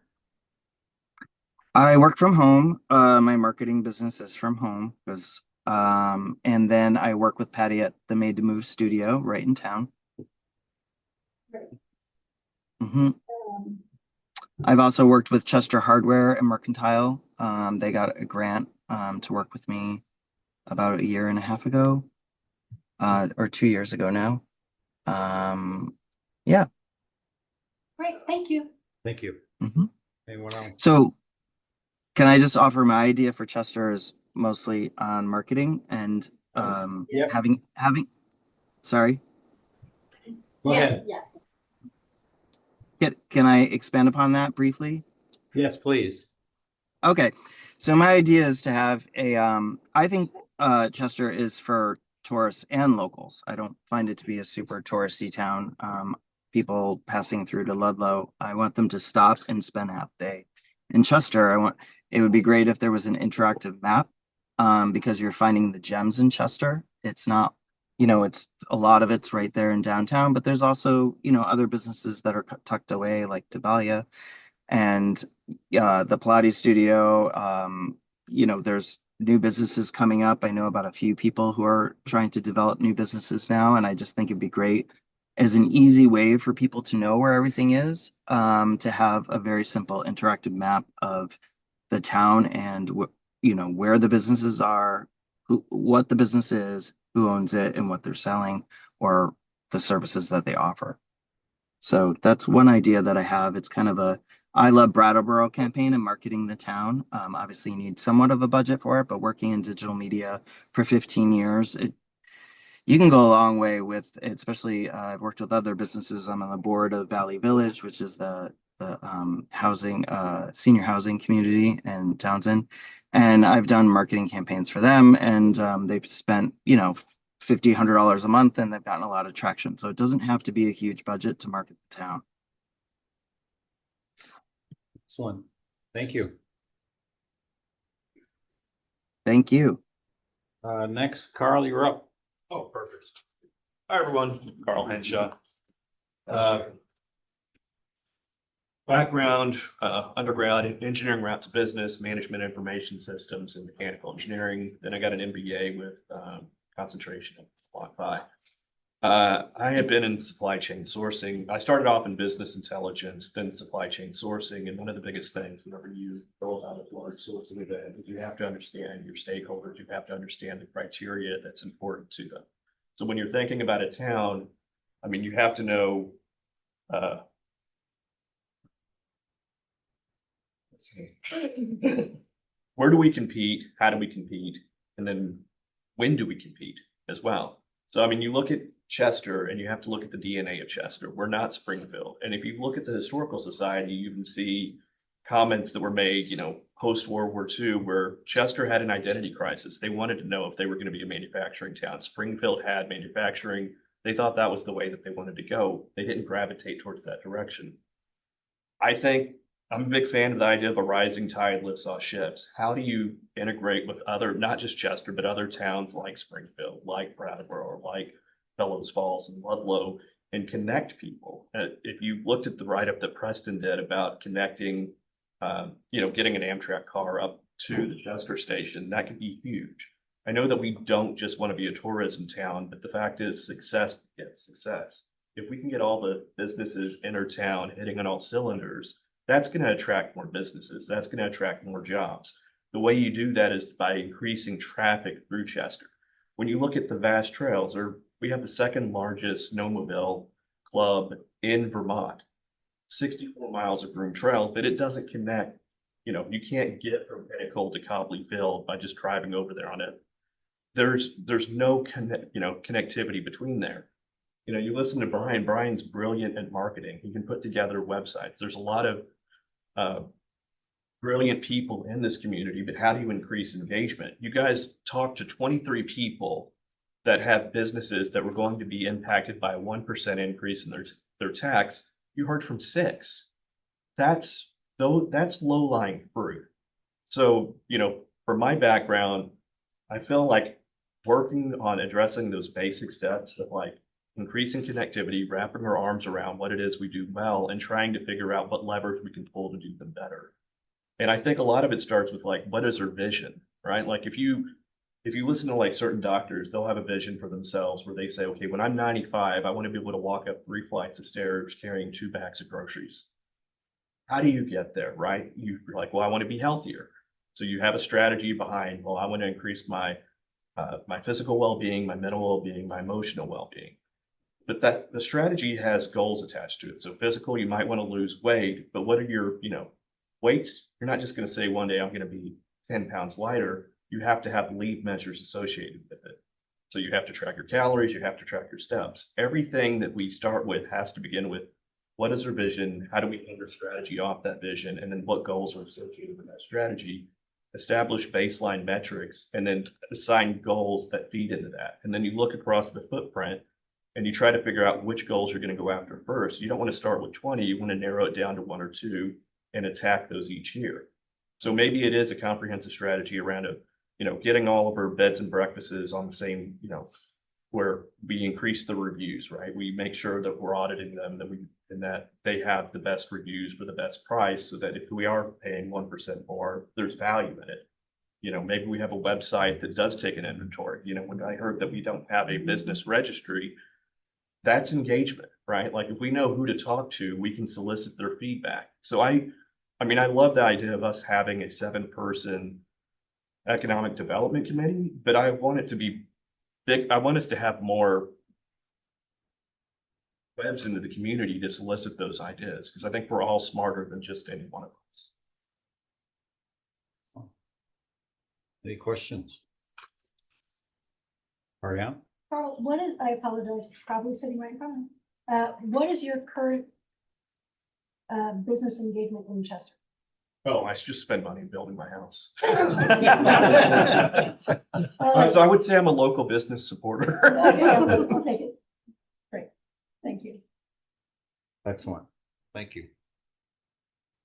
And then Damon, you're up last but not least. Cool. I'm excited. A lot of great people here.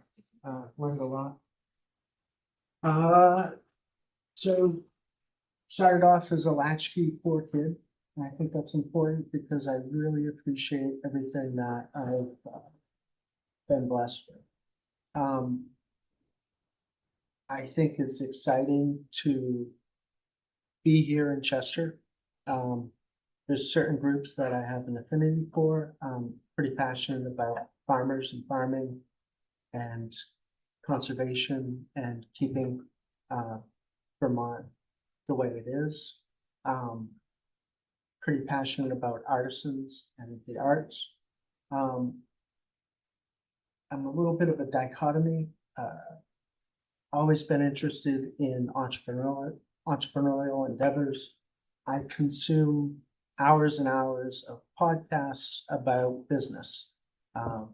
Acted as a business coach, and you can see from the letter I sent you, I'm a pretty open person. Ask me anything. I'm an open book.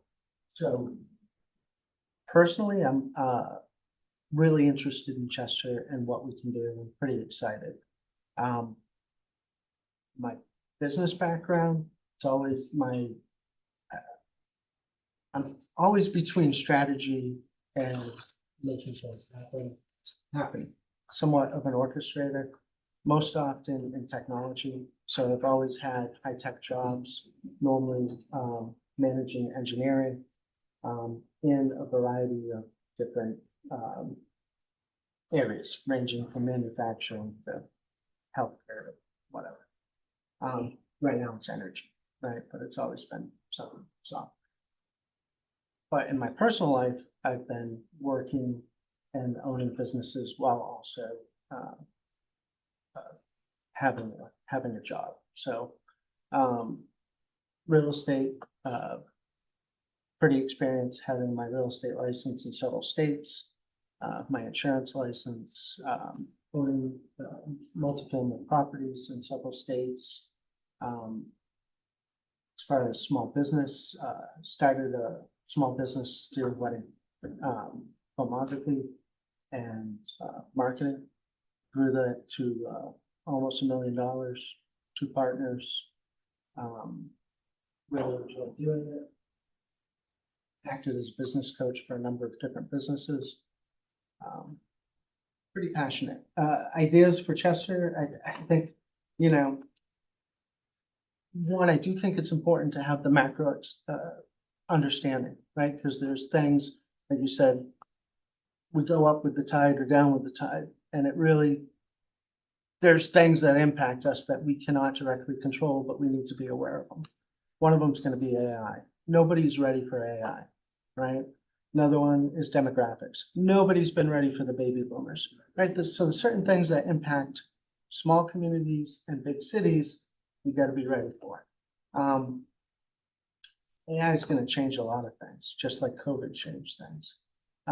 So I do think we can do more with less, and we can leverage that. We kind of have to.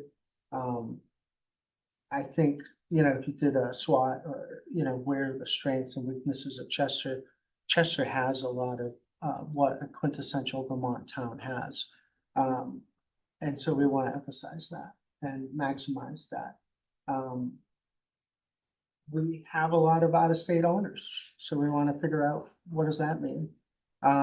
The trades are going to become more and more important, right? Folks have to support people who have housing that's, they're here only part of the year, etc. Yeah, so, I'm pretty excited about, my wife and I have an opportunity to work with Chester's Farmers Market. Pretty excited about that. Yeah, I guess, we're looking for thanks for your info. Any questions from the board? Yeah, we've gotten to know you a little bit over the past few weeks, so Yeah. it's to get to know you questions or else. So I want to have you be the first one to answer Hugh's question relative to is Chester tourist location or other economic drivers that you see? Oh, it's definitely other economic drivers. It certainly is a tourist location. Also, it's both of those things. And again, so with COVID, I can only be here because of COVID. We're here helping mom and dad, and I would not be. I used to have to commute into Boston for my jobs. Now I don't have to do that. So that impacts and changes the world. But to answer your question, I don't think you can. I think it's both, and I think you need to look at both and maximize both. And again, with AI, everyone said go to school for. I mean, I lucked out. Everyone said go to school for math and STEM related stuff, and now literally, I'm watching it every day. AI is eating away white collar jobs. It's not going to change. It's going to accelerate. And then AI with robots, forget it. The world is changing. Anyways, love being up here in Vermont. Really embraced a lot of the Vermont lifestyle. Maple sugaring, and then up on the farm. If you guys don't want my help, I'll be fine up on the farm. But I'm gonna speak my mind. Any other questions? I think so. Thank you. Appreciate you guys. You guys have a difficult job, and it's volunteer. So thank you. Thank you. So Carl, I think you answered the question, Hugh's question about tourists versus something else. I think that there's so many local businesses that rely on tourism. I think those are probably the easiest levers to pull first. Obviously, attractive manufacturing has long-term benefits for the community. It creates more stable jobs and workforces. But again, I think part of that's the data collection, right? Like you go off and you really do an inventory from our business registry, figure out where we play, where we can compete strongly in, and when we should compete. So I see easy wins in tourism off the top, and then long term, if we're successful, that attracts, right? So I also think that there are other communities that are probably geared more towards heavy manufacturing than Chester, and I think Chester's DNA is, I mean, it's beautiful, right? Like we live in a Christmas village.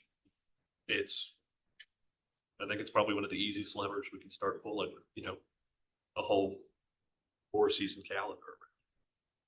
Thank you. Brian, you have anything you'd like to add relative to the question about tourism versus other economic drivers?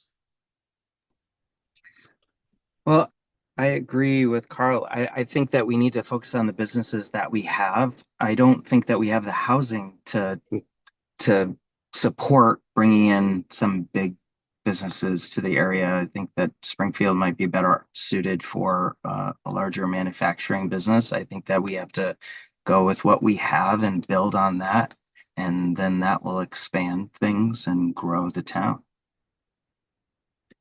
Excellent. Thank you. Julian? Yeah, so I do think that we are a tourist town, but we're also a local town with local buyers, local shoppers. One of the things, going back to what I said, is where I lived on Long Island, a village, we were one of the only villages that had a thriving Main Street. And the Main Street is why people wanted to live there. Because, okay, in our village, you could walk to everything. I still get it that people still have to drive into Chester from the surrounding parts of Chester. But people would do it. They want to have a thriving local business community, restaurants, stores, shopping, medical, doctors, all of that. And that's what we had. And that's what needs to come back here.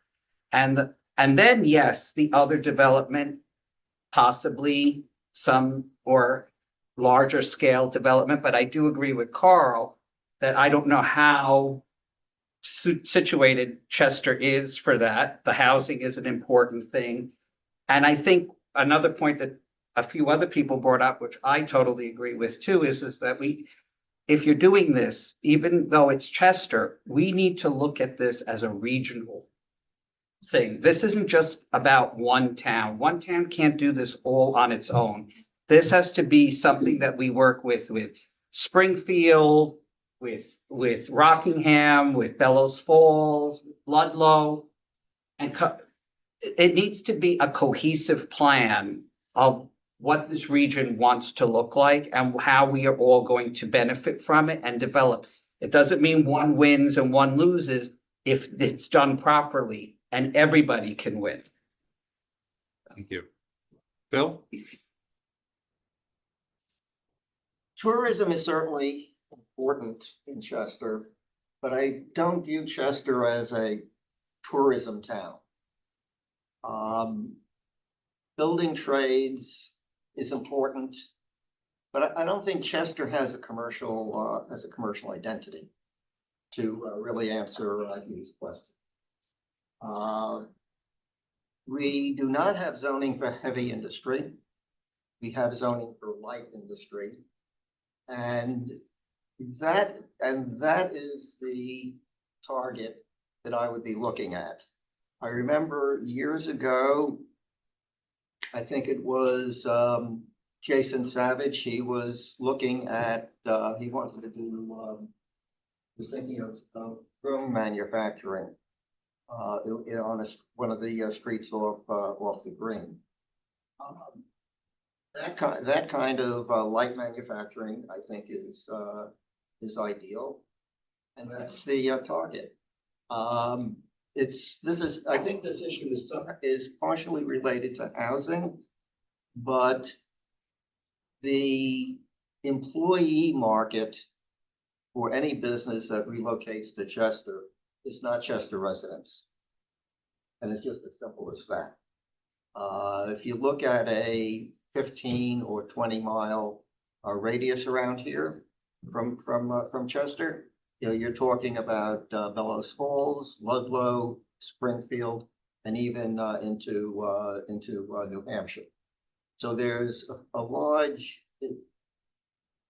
potential employee population, and I think personally, I think the smaller tourist related businesses are going to find Chester by themselves. We've seen a number of B&Bs change hands. Some had difficulty selling. I know the folks across the street from me, they had two deals fall through before the third one closed, but they sell. Restaurants come and go, and we have as read in the telegram that we have new restaurants opening. The Heritage is reopening. Mediterranean has opened and is getting their ducks in order. So I think it's the market that doesn't know Chester, and the problem is how to identify them and for how to communicate us to them. It may be through realtors. And again, we're not talking about town-owned property. We're talking about privately owned property that we would like to see develop. And the goal in this is really only one goal, and that's to increase the grand list. So I separate the location of the building, the location of the business, which drives the grand list, from where the employees come from. That's totally secondary in my mind. I suspect if we look at the workforce at Curtis's or Newsbank, I suspect very few people live in Chester. I don't know that, but that would be my guess. But to answer Hugh's question, I don't think Chester has a commercial identity. Thank you. Any other questions from board members? Well, I want to thank each one of you gentlemen for showing up and giving us some of your time. Appreciate it. And we will be discussing this further in executive session. And we may or may not make appointments today, but we'll certainly let you know. And again, appreciate your time and your willingness to step forward this opportunity. Thank you. Thank And you. feel free to stay for the rest of the meeting. Yeah, we're gonna talk about budgets. It's big fun. Feel free to if that is your preference. Can you take a quick break? Sure, yeah. Have a good evening. Enjoy your budget. Thank you. Thank you for. Thank you. Thank you. It's pretty exciting. We got the quality of candidates. This is fabulous. It's fabulous. It reinforces what I've felt about this in a long time. There's more is that interest, people- there's more interest Now. or than there ever been. Yes.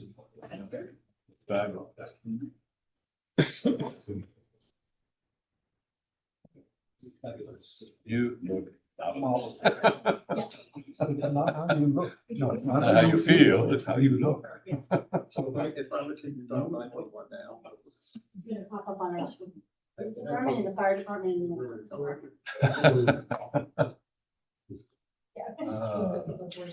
Thank you all. Thank you, Phil. See you, Phil. Thanks for stepping up again.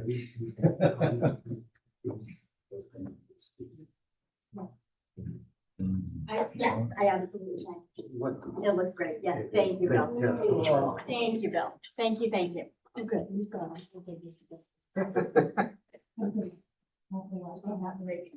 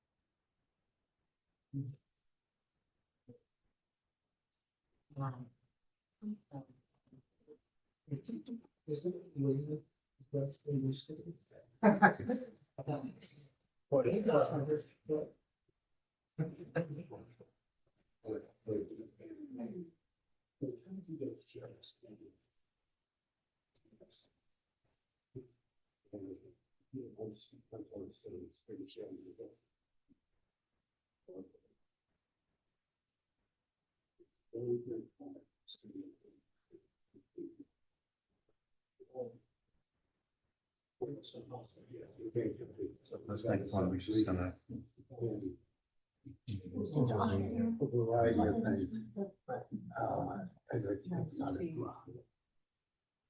Just give it a little bit of announcement and then to actually discuss it.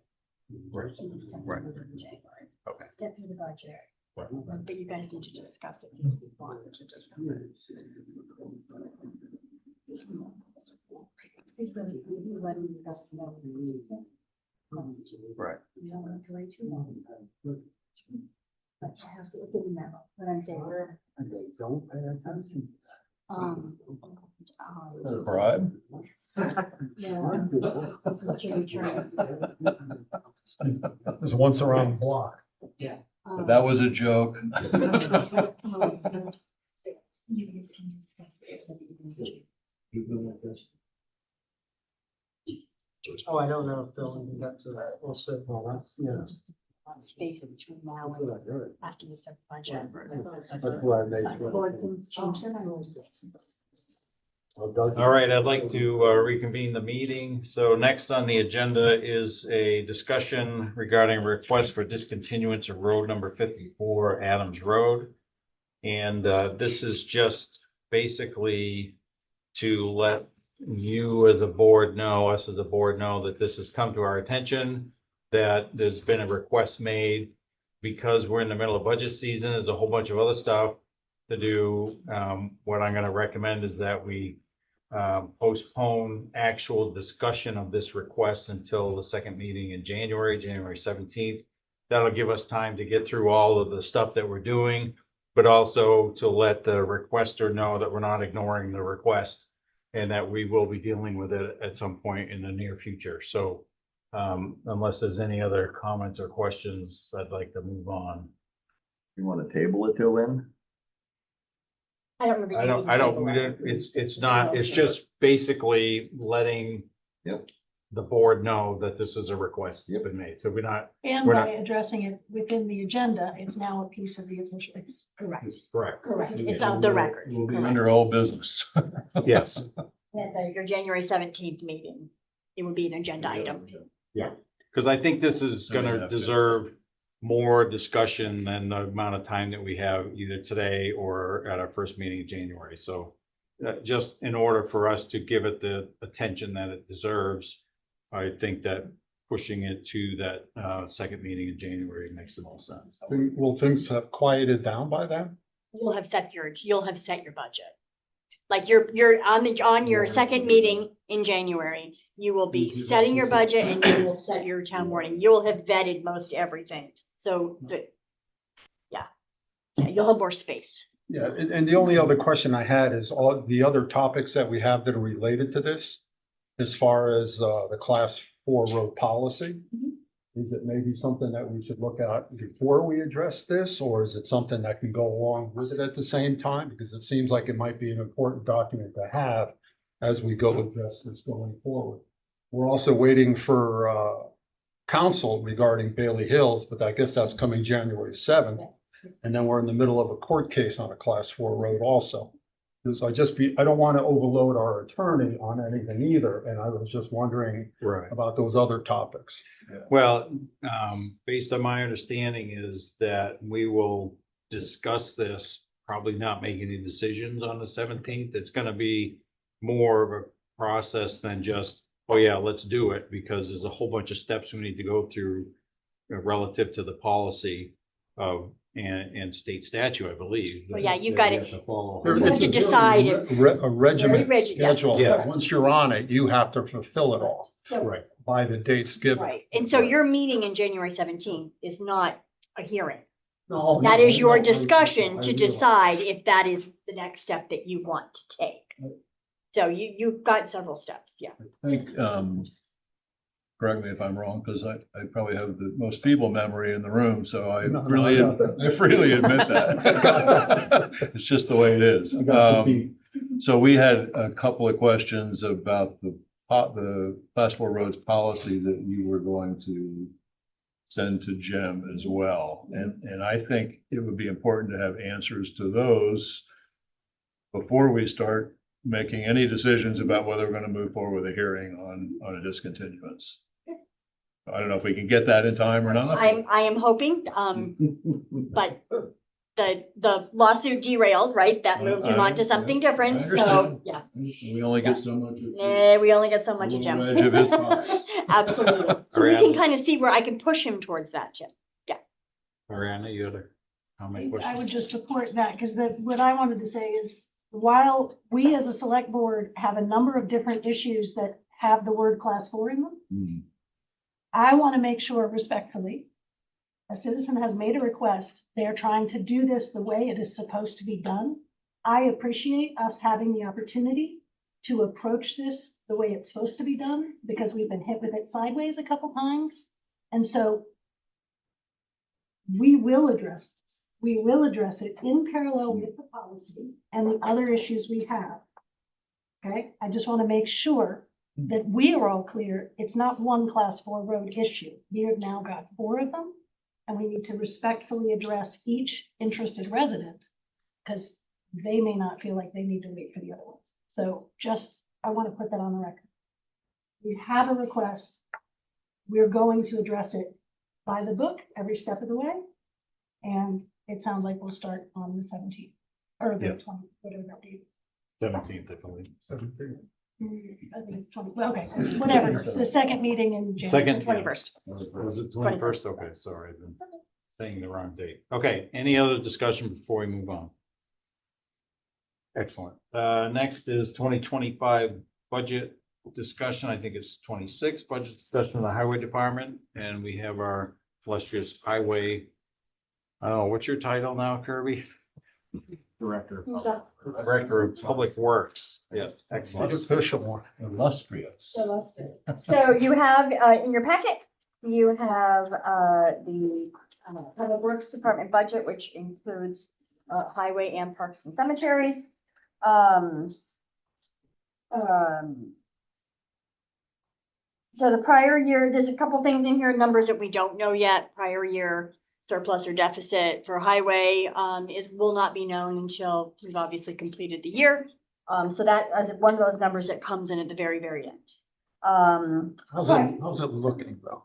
Do you have an idea at all? I think we probably are going to hit about neutral. So we may not have either, which It's is, been different years with different amounts. yeah, that's exactly right. The primary increases, of course, are salaries, benefits related, as it is with most of the budget.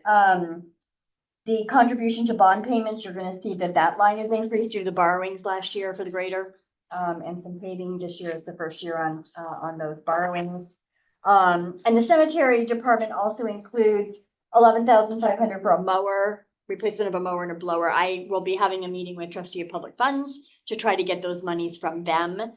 I'll let you all know when that meeting is. If you want to attend, you can. So that number may come out. Also, as I've done with all the budgets, there are a couple items in here that probably will not stay in the general fund budget as is. Number one being, we have paving in at 300,000. Again, that is something we usually borrow for. We usually bond for paving. It is one of those items that makes sense to bond for. But it is showing in your general fund budget, not anticipating that you will direct it to stay there. But you may. And then truck replacement this year, the request is for, we're in a rotation for a dump truck this year, and the replacement of one of the 1 tons are in the cycle for replacement. Again, reflecting in the general fund budget, your 1 ton, is an item that maybe would stay in. Your dump truck is something that you typically finance. But we can, the next thing that I am working on is the borrowing schedules and what I would be recommending to you to borrow and what we can kind of try to leave in the general fund. Everything is now getting assembled into one budget. Last the numbers are coming in, we'll be able to see where we're at as far as an increase, and you guys can decide what you feel is comfortable to present to the voters for an increase, and we can kind of go from there. And that will be at your next meeting. We'll have all of that ready for you. The other thing that is in here is a capital projects match. We have 3 grants for work on Wyman's Falls, Old Stage Road, and Cummings Road, 3 large projects, grant funded. That is the match. Typically, we have run matches through the grant budget. And there's all this transferring back and forth between highway and the grant, and we're trying to clean a lot of that up. So instead of budgeting this in the grant fund, budgeting it within highway. And so that 37,000 is a match. The other thing that typically you have done is you've borrowed. When we do a paving number or a project line that we bond for, we put those matches in. Well, we've been having the conversations about starting to really try to get away from borrowing as much as we can, as we're starting to develop the capital plan and transitioning between the way we do things. So, instead of borrowing $37,000 and paying for it over 4 years, that's just silly. Let's put it in the budget and just pay for it. Their grant matches. So that is a new line that's in here. Again, can be further conversation once we have the borrowing plan in place, and you'll look at that at your next meeting. And I'll certainly have recommendations. Peter also would like to add some money through, for maintenance of sidewalks. That is not reflected in this. That is a discussion for you guys to have, but that is an add that we can make as well. Kirby and I have had some conversations about sidewalk maintenance. There is a company that Kirby knows, and I'll let him talk more about it, but there is a company that Kirby is aware of that does have a sidewalk paver.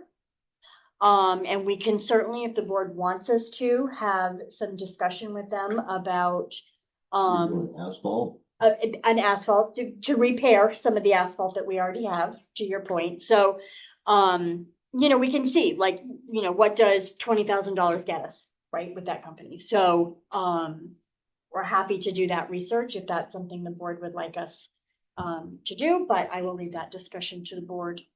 So that's the highlights. Kirby is here to answer any questions that I can't. All right, Kirby, got anything you'd like to add? Right off the top of my head, I would more or less just here to see if you guys have any questions.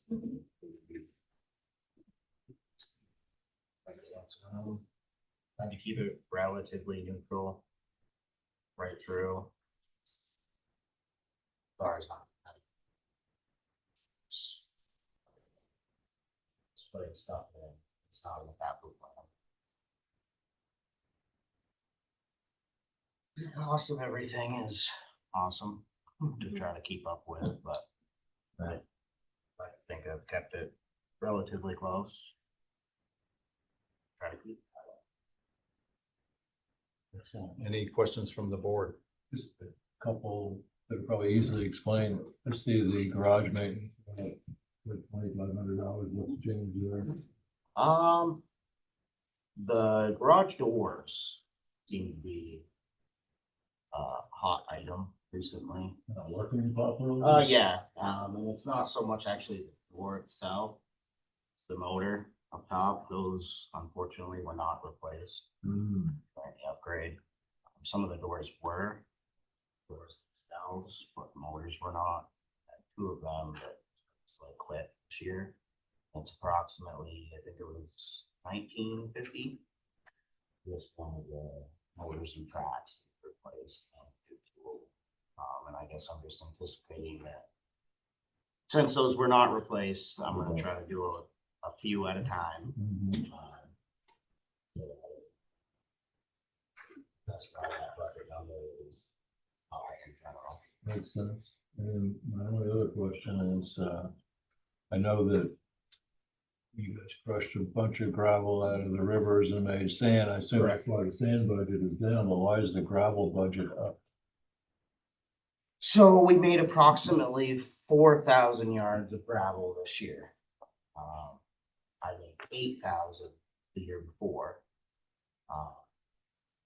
That budget number lower from the previous year before. We used all 8,000 this last year. So the increase looks greater because the 2025 budget was artificially low because of what we grabbed out of the water. Yes. Well, we had used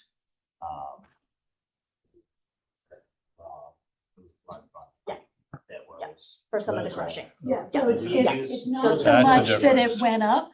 It's It's crushing. that the It was 25 low. number was artificially I low, figured it was something.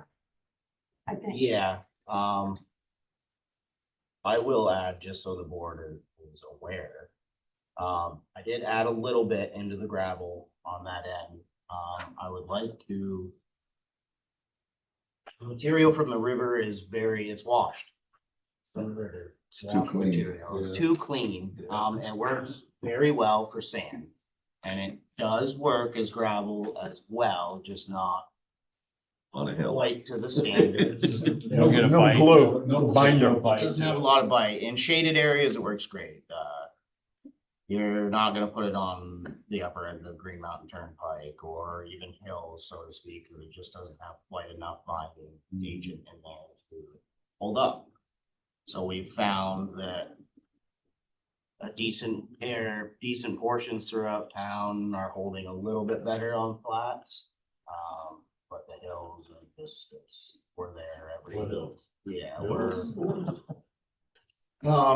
we're just there a lot with the graders and whatnot, so I would like to just implement, focus strictly on the hills with that, so that the number can stay lower, but I'd like to implement a little more sure back, but that's gonna be just so we're not spending out kind of this cover road. But with that being said as well, if we're not using quite as much of the gravel that we have taken out, I can utilize that on the sand side, keep that sand number down. So, Well, I just noticed that the 2024, if I'd have seen this before, I probably wouldn't even ask the question. 2024 budget was, or actual was 65,000. So you're actually way down from that. do you still have more river gravel piles around that haven't been crushed or to sand or gravel? There So might is this be the a- last year of the bonus from having that stuff? No, because we still have probably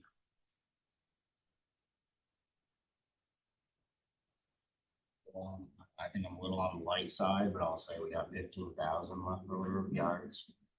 Uncrushed. Uncrushed. So there'll still be a little bit of cost crushing it. Sure. Obviously, but we do still have that up in far out there. Hopefully, so that the sand number that you see, it's over budget by almost 20 grand this year. That was approximately the 8,000 yards that we got out from down by Rainbow Rock. We crushed 5 initially. Talking with Julie and the crushing company that I had come in and do it. They don't typically like to come in for smaller amounts. And I opted out to just crush it all, get it done with this year. Yeah, it's an added cost that put us over budget, but Spend it sooner or later. and we may not have to get very much, make very much this next year. As you can see, I reflected a little bit in the budget. Because we brought material to the shop, filled up the shop to what we normally do. We still have approximately 2,500, 3,000 yards left over down at the treatment plant. Tucked away in the corner, as far away from the rivers we can get. So it doesn't end up back. Well, and it all depends on what kind of winter we have. Correct, How yeah, much sand, yeah. what kind of mud season we have will determine the gravel. Right, It's just and hopefully it just kind of continues the pattern that we've had for the last few years. That's it. So. I don't know. It should be exciting to get an inch of rain and then 16 degrees that night. Yeah. No, I'm not excited at all. Yeah, it's Saturday, I'm right? sorry. Friday. You guys are, Friday. I don't know how excited you guys are. I'm hoping it won't. You can see it already. The horses are like, oh, this is something bad's coming. We're gonna eat for a while. Yeah, it's gonna be interesting Friday morning for sure. Anything else? Any other questions for Kirby? When I look at the budget and I pull, because one of the things that makes this budget kind of wonky is that the 90,000 had surplus. Basically, it's almost a $90,000 false number Where is that? in the surplus. in the surplus. Revenue line. The revenue line. Yeah. Yeah. So the problem is, so if I just take the numbers and put one number against the other, Follow the highway surplus. right, yeah, if I take that around, we're looking at if I take out all in yellow out of the number, I'm still running like 15-16% increase. Okay. That's, I think it's the wonky surplus. I'd really love to see another wonky surplus, but on the other hand, I'm gonna ask for other questions too, because, we'll get to mine. So you're coming to that number even after you remove the trucks and the building? Yeah, Because you don't have that highway surplus number in. there's 94,000, it was in the budget that came out of 24 that didn't get spent. Right, so if you add 94 to the 25 number and compare it to the 26 number, you're getting is. You're taking, well, I was taking the 94 and pulling it back away the other way. There's still a lot. I mean, trying to guess at that at this point is just, Well, if you're saying you're coming in neutral, then it's still. as of right now, but then when you figure out your highway surplus, you're taking your results from your 2024 audit. Yeah. Not this, you're Yeah. taking your 24 audit number. So there's a lot of things that still play in there. So, yeah. We'll have that as soon as we end the year. Anything else on the Well, I highway can take budget? your best guess if that would be helpful. And maybe this is for Julie, what the trees, parks and cemeteries, 8,000, what is that? We always budget 8,000 for tree removal, for all the cemeteries. Various, Brookside has a Trees. a lot of trees, and there's an old cedar that's coming out that's dying, and yeah. So we always budget 8,000. Sometimes we spend all 8, sometimes we spend less, but 8 seems to be the magic number. One part of 2026 will be that maple by the info booth. You just let it drop in the road price. Or no, it will drop on the information booth. Or in the cemetery. Or in the cemetery. In the 1700 section of the cemetery. Anything else on the highway budget? You want to get to my questions now, or do you want to make it separate? Oh, go ahead. Okay, so my question basically is the sidewalks are extremely sad. And the thing is, you kind of can't continue to ignore it. And the pretty big botherer is that pretty much everybody's given up on sidewalks, and they really shouldn't have to. We need to take the thought, we need to move it to a place that it's not there. For instance, when you ask for a number about paving, there's in the 2013s, I would do a couple of concrete drives, and then that would actually take care of its problem. I don't think I'd put pavement back. I would not use pavement for a sidewalk unless it's a garden path. It doesn't hold up. But the thing is also when we walk through in August, and there is places that you actually have filled the crack between the paving and curb. You did. That was done up here on North Street by the bridge. You need somehow, you got to blow the organics out of that. You need to seal that. I mean, the biggest thing, when you come into town and you start looking at it and it starts reminding you of an old Western movie, you're waiting for the tumbleweeds to roll down through the town. And that really, when you talk about an economic driver, it really is, how does that look? When you say to people, you should take a walk from the green out to the Stone Village, that's like, really? That's how we're showing our town. So what I'm saying is, we need to think about putting a budget in here, and that is gonna really do this. I see that Julie's put a bigger number. We're gonna do the sidewalk on Depot Street, so you don't need to put a big building number in this year. The thing is, if you get down to, so I would like to see the 2013, some sealing done to get the organics out. That doesn't seem like that's big. I wouldn't bring in a paver to repave any of that. There's just the 2 driveways that are really pretty much shot in I that. don't think we were just talking about that. I think we were talking about other sections. I wouldn't pave, the problem with the other sections is the sub base is so far gone and in places there's concrete sidewalk that's been paved over 3 times. The 4th time is not gonna make it better. But It's not gonna make it better.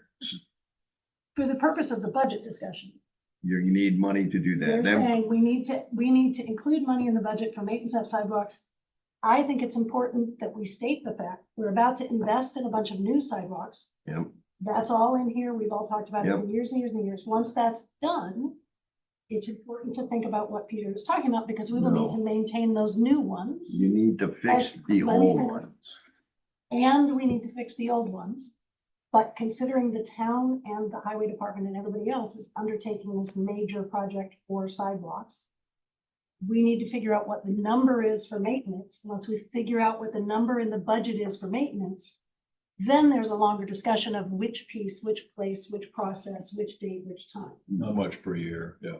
Yeah, but I don't think see, the thing is, it's sort of like the talk about my question number 3 with the winter sand.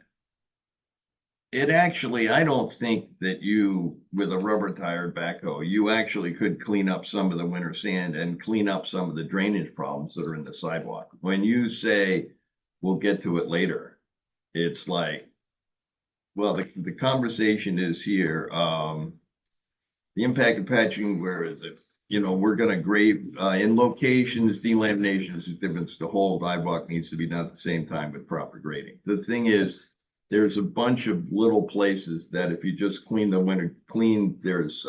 you'd be surprised, there's about 6 inches of winter sand that just gets scooped off and it would drain the sidewalk. Yeah, a little bit in our defense, Peter, we do that every spring. Oh, I know, I see it. I totally understand. We're not. And I'm not saying that there's areas that don't need to be done. Right. Well, and it rains and people's, yeah. Every spring for a week. Oh, yeah, you absolutely know. I understand that, and I've seen you do it. Absolutely. I'm not saying that you don't, and I'm not that it's a little different process, a little bit more, and you could have this taken care of. Yeah. That's what I'm saying. So Peter, if I understand correctly, you at some point had an inventory of the sidewalks. I do, yeah. And I haven't seen that. Is that something you could? I emailed it to you. You emailed it to you, you haven't. It wasn't opened in the packet. I emailed it to you separately. It's extremely helpful for this conversation. Yeah, so I apparently didn't see that and I apologize. That's all right. So, well, the thing is, for me, you have sidewalks that were put in 2013. And we should, at the bare minimum, include the budget of keeping those up. And that's just one stretch. Yeah. And I don't think that's the minimum that I'm asking to see in this budget. I'm asking that we gotta have a complete thought. We haven't, if you think about it, 2013 was the last time you replaced a sidewalk in the town of Chester. And Julie's comment is 100. I don't think we're quite at 100, but 85% should be done. It's right there. It's, where was it? I read it there. We do agree that 100% of the sidewalks have been neglected. No, Number 5. I said we do agree 100% that sidewalks have been neglected. There we go. Not that 100% of the sidewalks have been neglected. We just 100% agree sidewalks have been neglected. Yes. Big difference. It isn't a bit, well, the thing is, if you go and do the inventory, yeah, but if you read the inventory.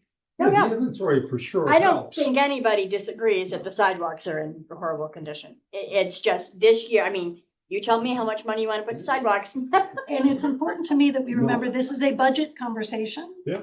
Right. Not a how to fix the sidewalks. It's not a help, but it's also, we have to start looking at it like paving. We have neglected it for so long that it's got to be in next year. You got to roll over and fix these things. You want an economic driver, you want your town not to look like it's sad. So it sounds like what we're inviting Kirby and Julie to do. Think about all of this, look at that sidewalk inventory and help us understand a number. that will allow the town to improve what we've got a little bit, but with an eye towards, I think in thinking about all of this over the past few days, after reading what Peter sent and then reading the inventory, I think what we're trying to do is simply make it the protocol of this municipality to include maintaining sidewalks as a budgeted expense for what we do. That's at the bottom. That's all we're here to do. And as we've talked about developing the capital plan, sidewalks is an item in your capital plan. You're going to bond for $400,000 for sidewalks. Yep. In 2026. And we will If be you would like me to adding. increase that, I'm happy to, but that direction needs to come from you. No, I think 400 grand is going into sidewalks in 2026. I don't know how much more I can do. right. So Up to the board. I think the invitation, my interpretation of this conversation is that we'd like the highway department to come back to us with what would a number be that would allow you to start this endeavor, and is it a repeatable way to budget it? So we are asking to But look you at want it. that in 2026, that you want that to be part of your capital plan, not an isolated thing. Like here's my thing. Peter's talking about something different. Peter's talking about he wants us to upkeep the section that was replaced in 2013. That's probably $10,000-15,000 in the budget. Right. Okay, that's easy. Yeah. But if you're talking about sidewalk replacement, No, That's I'm talking something about that's different. bonding. I'm saying we want a maintenance line added. That's all we're saying. Right. And that's what you and if just we're talked talking about. maintenance, that's where we keep There you flip-flopping go. back and forth. And I So believe that's, I mean, at least Peter's that's what talking I'm hearing. maintenance. I'm Yeah. talking maintenance. Just a maintenance line. That's it. Then we do the same thing we're doing with what we're doing out here as far as how we fund and plan. Yeah. Well, Yeah. So I've never seen a highway crew vehicle sitting idle. Well, And my question is, do we have the bandwidth to add another maintenance item to Kirby's crew? well, that's a whole nother discussion. Yeah. That's what we're asking you to explore. Yeah. That's the I don't question think we're that's asking. what was gonna need to explore. I just put it in different words. that's Yeah, all. yeah. There has been conversation, we have had conversations actually for several years now, Kirby and I, about are we at a place where there is part-time summer, where there's a part-time summer employee added? The budget has just never, it's just one of those items, do you want to add $40,000 for labor for a part-time summer employee? It's never felt like, there's always something else that comes up. I mean, this would be something that person would do, would be my guess. So, I mean, we can,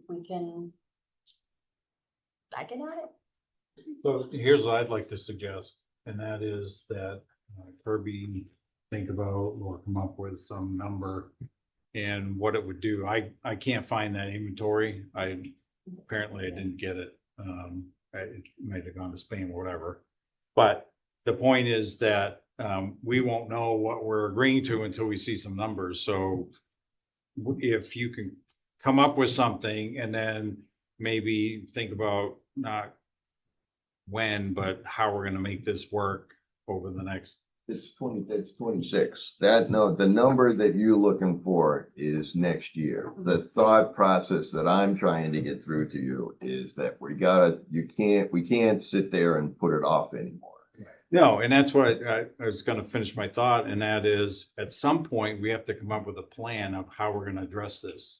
So year 2026, we're gonna do this. Year 27, we're gonna do this. Year 28, we're gonna do this. And eventually we get to a point, like everything else that we're trying to do is it's on a rotational basis. So we're addressing a certain amount every year, and we have a set amount of money every year to handle that.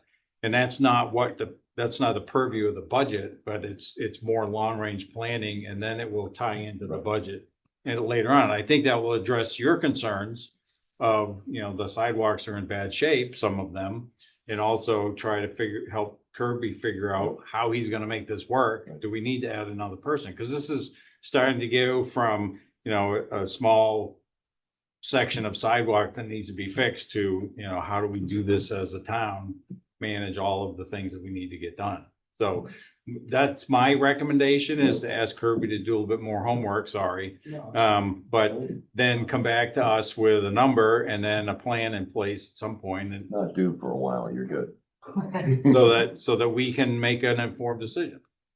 Because, you know, honestly, I don't have my head around what that's gonna look like, because I didn't get the inventory, or I can't find it, let me put it that way. And so when I do, it'll probably make a lot more sense. Right.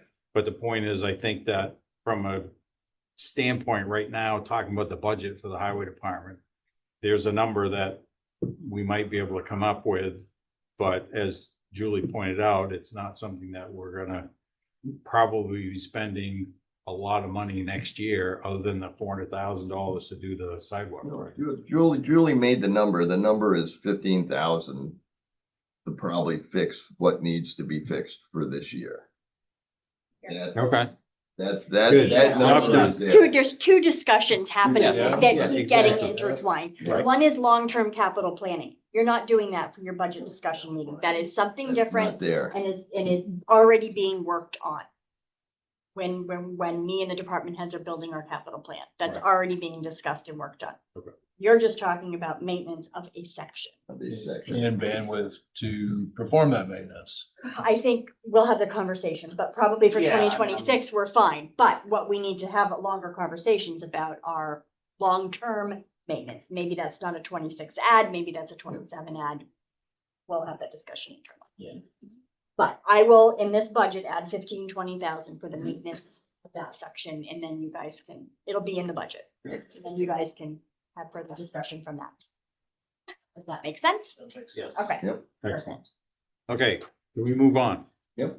All right, thank you, Kirby. Appreciate your time. Thank you, guys. Yeah.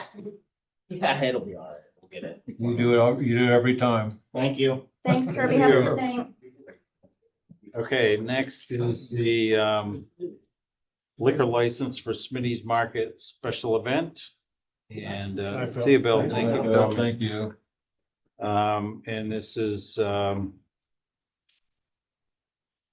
we just need to approve this, right? We're not You signing. need to, nope, you don't sign, you just need to make a motion to approve. Okay, so I will entertain a motion to approve the liquor license for Smitty's Market special event. What is the special event? So it says at the bottom, it's a red cider tasting or Tasting, something yeah. or other outdoors. From like 8 until 11 PM? Did I And see it's, that yeah, right? it's an all-day thing. I thought it was from 8 PM to 11 PM. Right, so Oh, was it PM? Could be. And what's the date? it's Friday. yeah. This week. That's right. Yeah.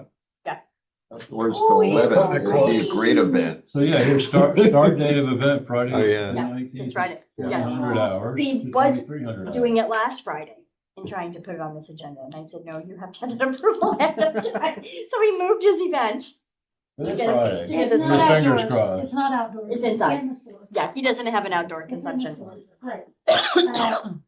Okay, so Tim has made the motion I did, okay. and I have not heard a second. I will second the motion. So Ariana's made the second. Any discussion? Yeah, I have a question. Yeah. I've never seen this before under, I think it's the last page here, listed under violations. Well, I just don't know what it is. Well, apparently the guy He had a DUI. He had a- It's he has a not- personal it's nothing to violation. do with the event, okay. It has to be My listed. apologies. Correct. My apologies. Yeah. No worries. Any further discussion? All in favor, say aye. Aye. Opposed, nay. Excellent. So accept line of credit term sheet. So this is, nothing that you need to do. I'm just letting you know, at your next meeting, you will have a line of credit. Typically, we do a TAN, Right. end of December, beginning of January. Every year, we do a TAN note. This year, we're gonna go back to, what we used to do years ago, which was a line of credit. Instead of borrowing the full amount, we'll do a lock a grant or a lock and, draw what we need as we need it. What is different this time is the amount. It's a $2.5 million line of credit. Bye, Jamie. Thanks for coming. Good night. Yep. Safe travels. Merry Christmas. It's 2.5 million. In the past, we're getting back up to where we're borrowing larger amounts. Just a reminder to anybody listening, we operate on a calendar year, but we don't bill. Taxes are not due until September, so we operate almost 9 full months in arrears. So we have to borrow the first part of our budget. In most recent years, we've had cash flow with ARPA funds and things that have allowed us to play with cash a little bit so that we haven't had to borrow full amounts. Those ARPA funds are spent, that's 900,000. So we just need to do a larger line of credit. We may not need it all. That would be great if we did. But it does, I just want to put a bug to probably one of the things that I will be bringing to you guys in 2026 for a lengthy discussion. Going to need lots of input, lots of thought process, is changing from billing once a year to doing multiple billings. We have, over my 22 years here, we've talked about this many, many times. But this $2.5 million is one of those reasons why, if we did a couple of, if we did 2 or 3 billings a year, break that up. Number one, it helps the taxpayer, but number two, it helps our cash flow. The difficult part is transitioning to that. And when is it economically the right time? And giving lots of advance notice that you're going to pay your full tax bill in September. Oh, in April, you're going to pay another third. So that's always kind of been the thing that's held us up. And I'm not saying that we have to do it. I'm just going to bring it to you guys for further discussion. Are we at a place where we want to start doing that, or are we not? So it'll be 2026, nothing to be thinking about right now.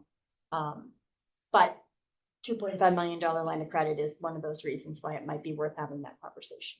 Yeah, but the $2 million line of credit is much better than your fixed hand note that you run out of money on. Absolutely. Yeah. Agreed 100%. And you only draw it Absolutely. when you need it, so you're not paying Correct. interest on it. You're only Correct. paying interest as you do. As you draw, correct. My inexperienced mind first goes, well, why don't we just go on a fiscal year? Well, that doesn't work because you have to pay everybody else who's not on a Yep. fiscal year.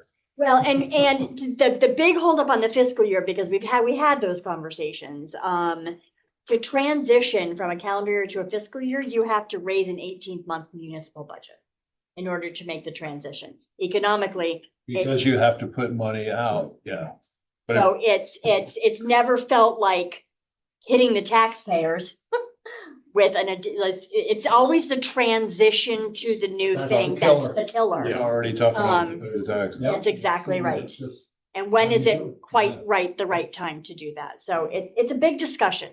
It's a big discussion to have. If you want to take it up, but we'll talk about that in 2026. That's not for now. Not But that far away. You'll Careful. have the line of credit at your next meeting. All right, next is new business, next agenda.